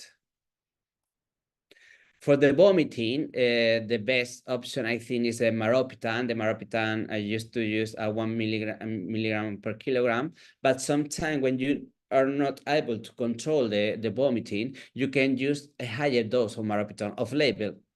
But you can use 2 milligrams, or even in some cats, you can increase more, okay? But when I have a patient, when I have not able to control the vomiting with 2 milligrams per kilogram, I add another antimetic is the ondansetron, okay? We have to remind that the metoclopramide is not antiemetic specifically in the cat, because the cat doesn't have dopamine receptor in the vomiting zone trigger. Another thing that we have to consider, that some cat or low number of cat can present at the same time hypocalcemia. The cause is not clear. There are only hypotheses about that. Could be secondary because the phosphorus retention can, for that effect, mask the phosphorus for the calcium, can decrease the levels of calcium, PTH resistance, or even for AC-based disturbance. When we see a cat with hypocalcemia, the recommendation is measure the genocyte calcium to obtain a more accurate result.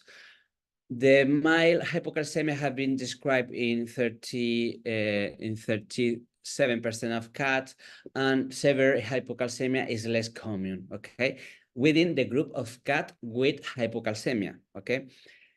How we can recognize the hypocalcemia, or when we have to treat the hypocalcemia, when the cat present a clinical sign of hypocalcemia, such as stiffness, tremors, seizure, hyperthermia, okay? And you can try the hypocalcemia with calcium gluconate again, in the same way that described before. Okay, to catheterize the cat, all the time is needed to be the cat sedated or anesthetized, okay? And this is the combination that use the anesthetic that I was working before. And there is a combination adequately when a patient is not so much unstable, okay? Or you can use a sacrococcygeal block, okay? Putting inside lidocaine, okay? Another study had described that if you use intravesical atracurium, it's more easy to catheterize the cat. But there is one study in the UK, don't observe that people without experience can catheterize the cat more easier in comparison when they doesn't use atracurium. One important thing that we have to keep in mind is we can or not we can catheterize a cat without any kind of sedation or anesthesia. It's not recommended because if the cat move or jump or something, you can produce a tear in the urethra, and this tear can produce a secondary stenosis. For that reason, when you see a patient is so much unstable, maybe you can try to do first, like a first step, cystocentesis, and this cystocentesis can allow you to gain some time to try to stabilize to the patient before to put the catheter the cat. But if you are very good making catheterization in cats, you can try to do it in a patient without any kind of sedation, but it's not recommended. Okay, for make the catheterization in cat, you can shave hair around the penis, and you need to wash to wash all the sound that you have clip, okay, and move the foreskin and move the gland and wash or clean the glands with the chlorhexidine. And the recommendation after to do that, you can put a piece of gas socket with warm water in the penis for 3 to 5 minutes to try to dilate the urethra. This we can use it mainly when we are suspect that this patient present a plaque, okay? Because this plaque is liberated from the urethra because the urethra is vasculated and is easy to remove only with this doing random movement from the base to the tip of the penis, okay? Which kind of catheter is better in these cats? Well, we know there is a lot of type of catheter. Mainly the used or used to use mainly is this one.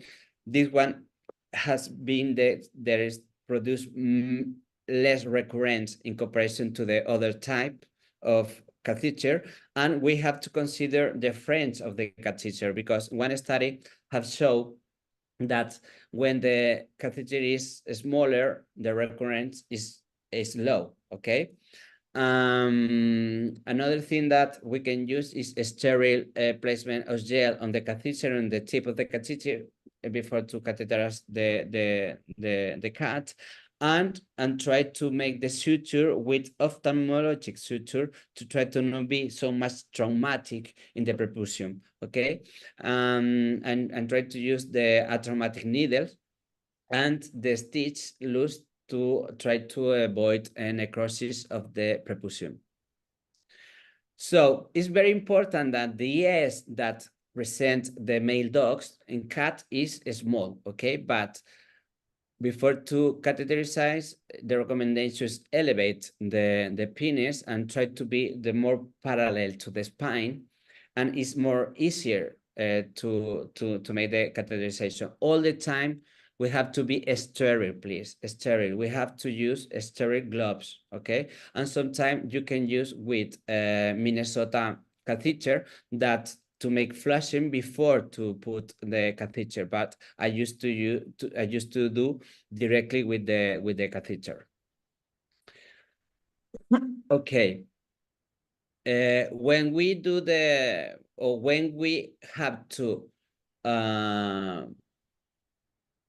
when we have to decide if the catheter have to be permanent for 2 days in the cat, mainly for the clinical signs of the patient.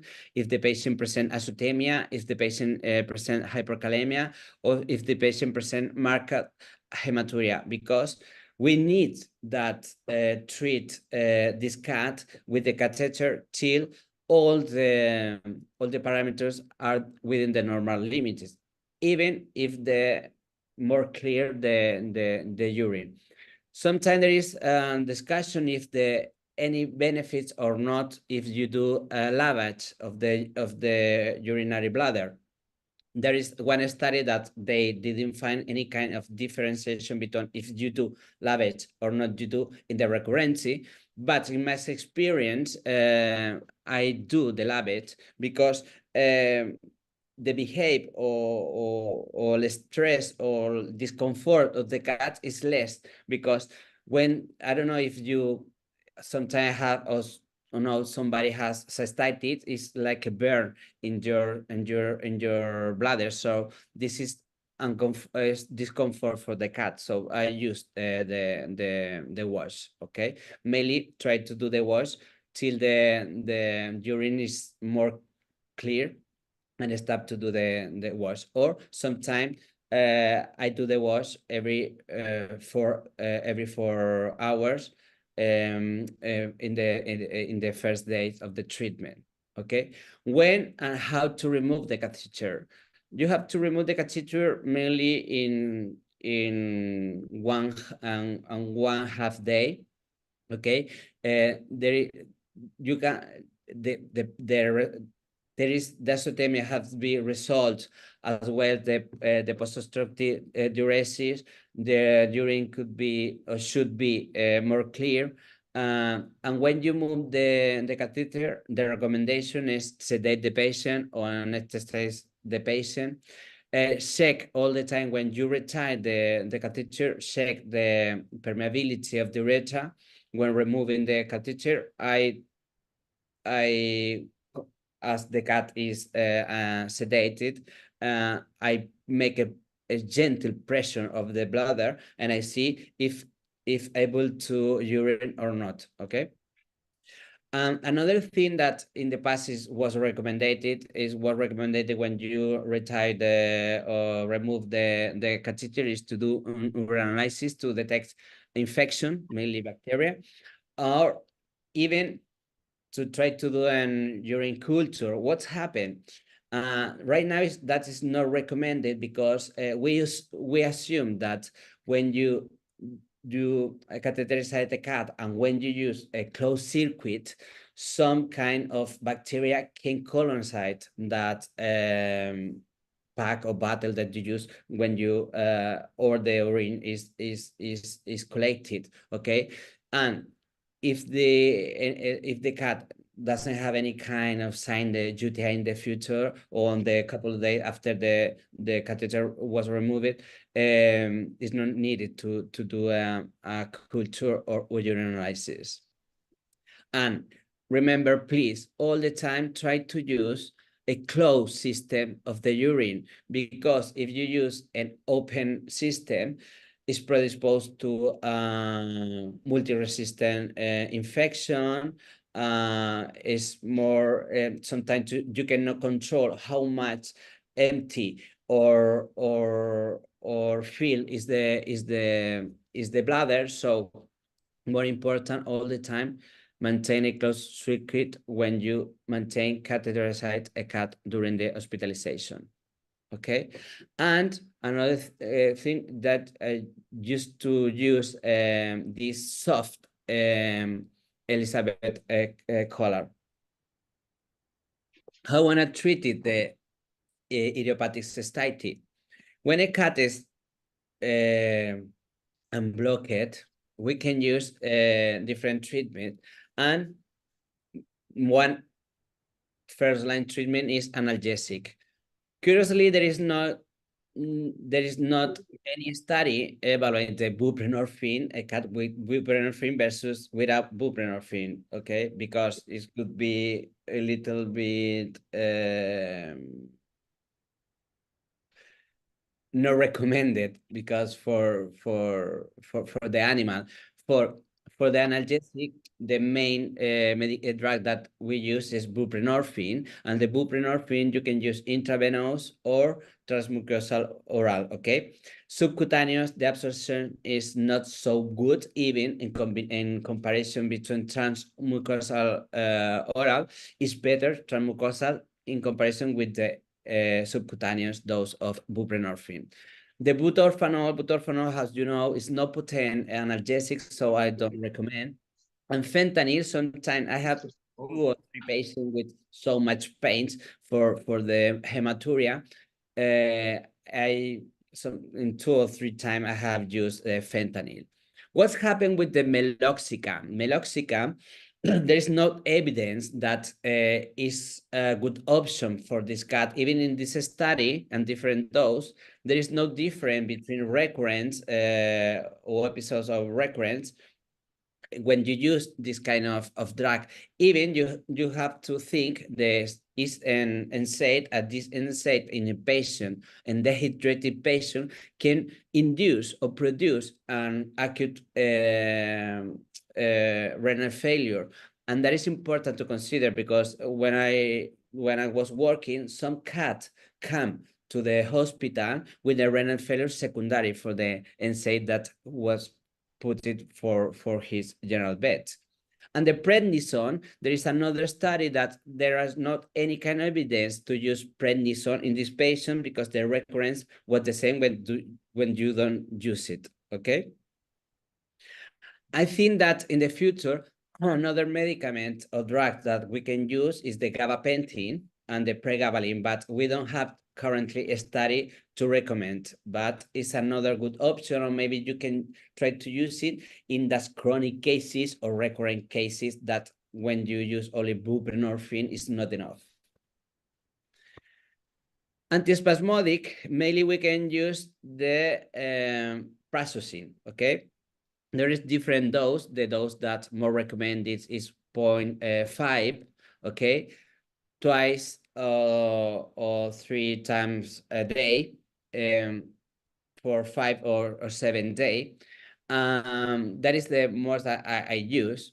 But when I'm talking about the prazosin, we have to think that the prazosin is a selective alpha-1 antagonist, relax the musculature of the urethra, and only the smooth musculature in the urethra is around 30 to 40% of the proximal urethra. So we have a lot of urethra without a kind of musculature. So sometimes you can use, mainly in recurrent cases or chronic cases, you can plan to use the straight musculature blocker, mainly diazepam or amprazolam. But we have to remind that the diazepam, you have to use oral diazepam, and this oral diazepam has been in the past associated with liver necrosis. And these are 2 recent studies about the use of prazosin in cats with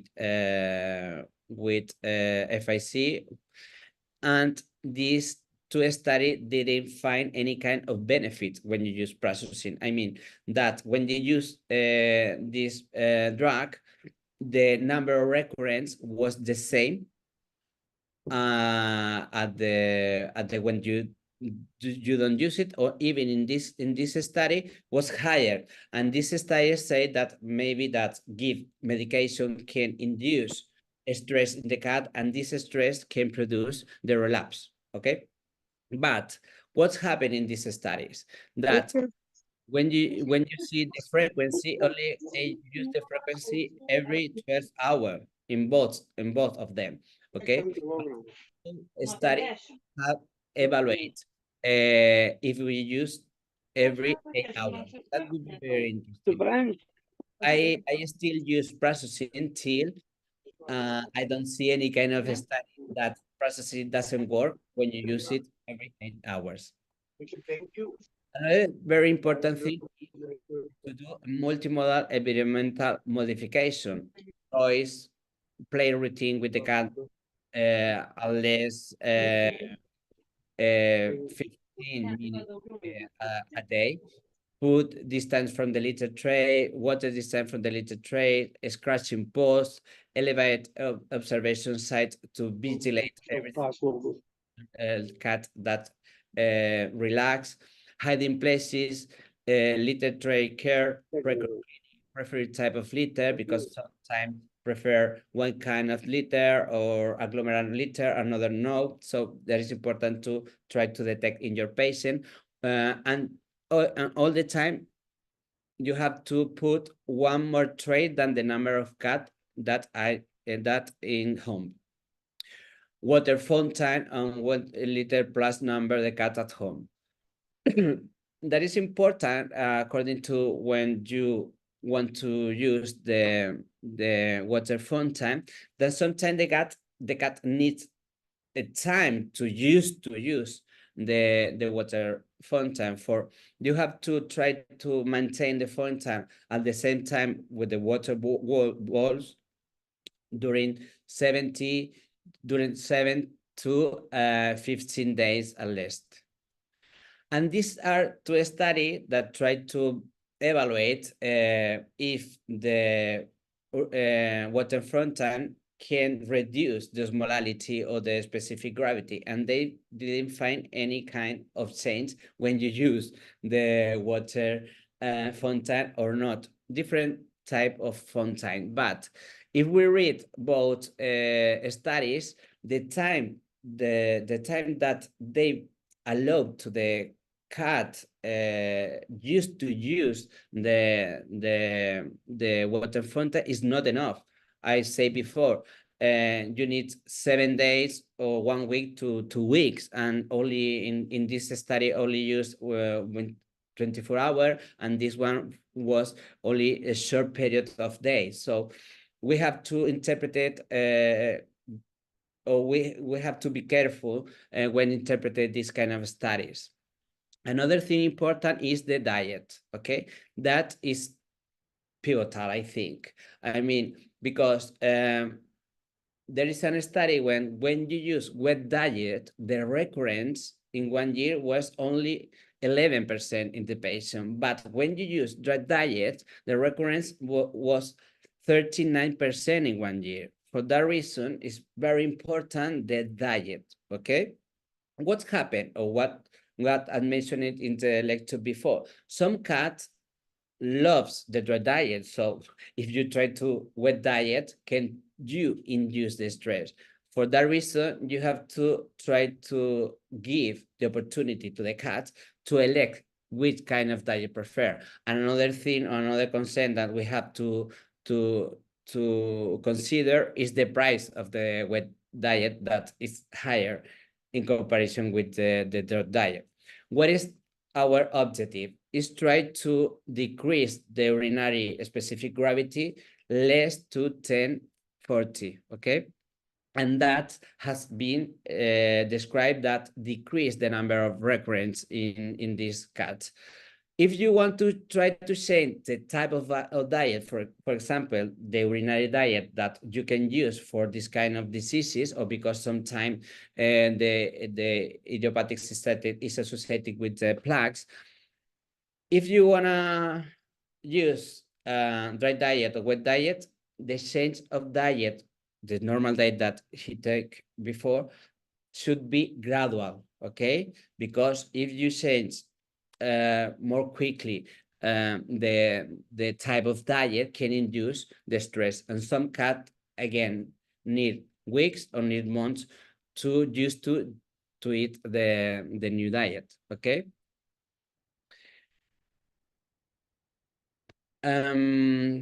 What's happened with the feline facial pheromone feline? That is the most known kind of facial pheromone in cat. There is no so much evidence to try to recommend like a first line of treatment, because the only study is evaluating the anxiety in cat, never has been used or evaluate in cat with FIC. Okay, is sometimes you can use in recurrent cases, on chronic cases, because you can see an individual response, but it's not recommended like in the past, like a first line of treatment. Glycosaminoglycans, again, there is not so much evidence to recommend as a first line treatment, okay?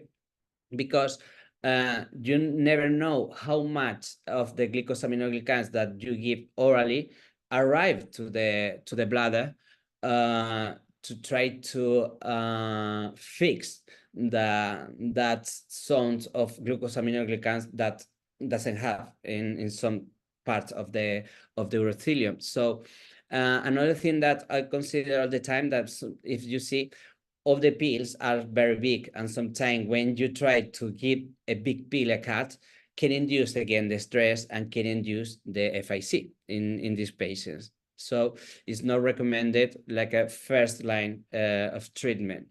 Another kind of nutraceutical supplement like a tryptophan or casein or casozepine, there is not so much evidence as well. I mean, because there is so much kind of glycosaminoglycans plus this kind of nutraceutical supplement, but again, we don't have how much is absorbed in the intestine, how much arrives to the blood, or how much really arrive to the bladder. So you can use again when you have recurrent cases or chronic cases and you don't know how to do, and you have done all your protocol again with all the tests, you can try to use this kind of nutraceutical supplement. But right now, as mentioned before, and the stress diet of Affinity have this kind of nutraceutical supplement, and you can avoid to give another pill. This is a treatment that is recommended, okay, only for chronic cases or recurrent cases. This is amitriptyline. This is a tricyclic antidepressant, and is anticholinergic, antihistamine, sympathitolytic, analgesic, anti-inflammatory. Is we see all of these I have described before in the slide of the pathophysiology for this very interesting drug for this disease. Okay, another mentioned, but there is not any kind of studies, the fluoxetine, but there is not a group of cat publishes, only case report, and you can use as well. But amitriptyline has side effects, mainly sedation, lethargy, weight gain, and urinary retention. So this urinary retention can predispose to a stone, we didn't know, but it's important to consider. And the FIC is more described in obese cast. Also, again, we can induce the weight gain, and the cat produce the FIC, okay? It's important that the response to the amitriptyline is not immediately. Is mainly you can see a response between after 2 weeks or 2 months, 1 month to the treatment. Is not immediately the response to this treatment. So to see this medicament, the amitriptyline, you can see maybe it's very good option in acute cases. Okay, so one study used it in acute cases of idiopathic cystitis, but they didn't find any kind of response. For this treatment is not, for this reason, this treatment is not recommended in cat with acute cases of idiopathic cystitis. On the other hand, when you use in chronic or recurrent cases, decrease 60% of the clinical signs of cat. For that reason, is a very important treatment in chronic cases or recurrent cases. Okay, when you decide to stop the amitriptyline, you can stop after 6 months of the treatment. And when you see any kind of clinical sign again in a cat, or minimum clinical sign in a cat, and you have to do a withdrawal of medication slowly, like when you use glucocorticoids, okay? In 2 weeks, every 2 weeks, you have to reduce the dose to stop totally. When you don't see any kind of response response to the medical treatment, or even some owners tell you if the cat block again, have to do the euthanasia, you can propose to do the surgery. The most common surgery is perineal ureterostomy, and this recommend maybe mainly for cystitis, aunque can recommend the clinical signs, or you can recommend a rupture of the penis or extrapersonal urethral stenosis. Okay,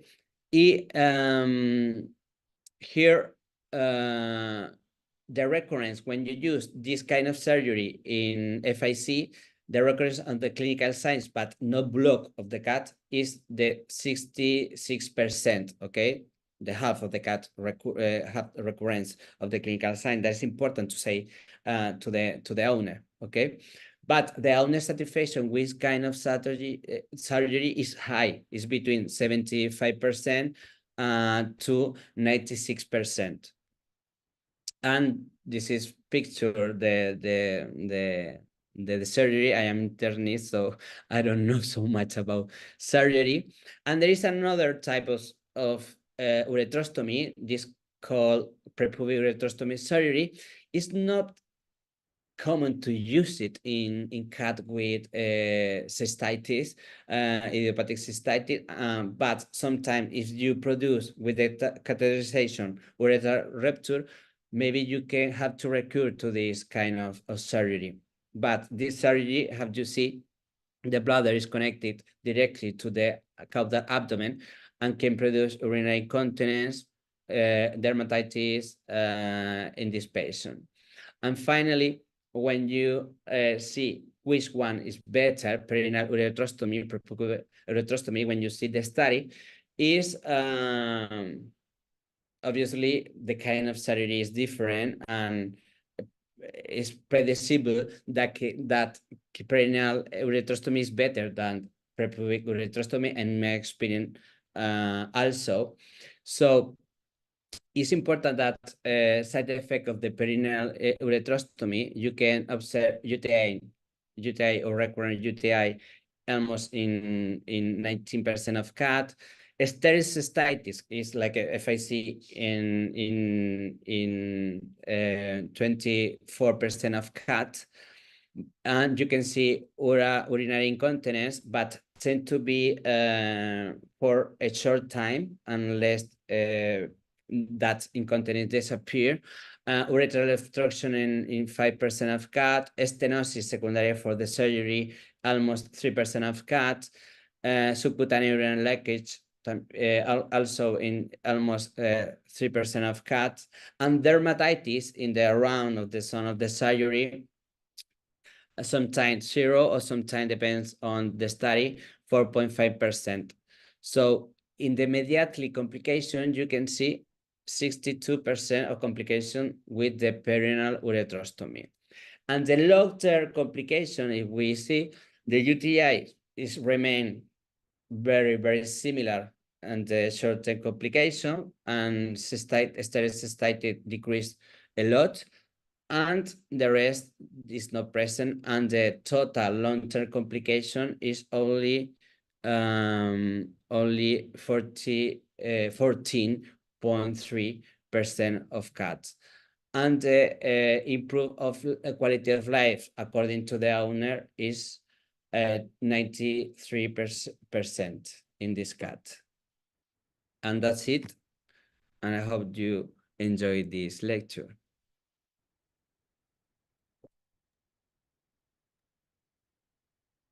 Okay. Great. Dear colleagues, I would like to express my gratitude for taking this time for attend this seminar, especially considering that tomorrow is a day off in Lithuania. And I hope you found the format helpful and learned something new, useful. We are ready to stay for 20-30 minutes and answer your question. By the way, we are planning to organize 3 more seminars this year. We would greatly appreciate for your feedback. Please let us know if you would like, if you like something in seminar, or you want to improve something. You can send question either through our partners VETMA in Lithuania. Thank you for all the team, VETMA team, for organizing this format. And let's go to the question. If you have any, please raise your hand and or write it in the chat. We are ready to answer for it.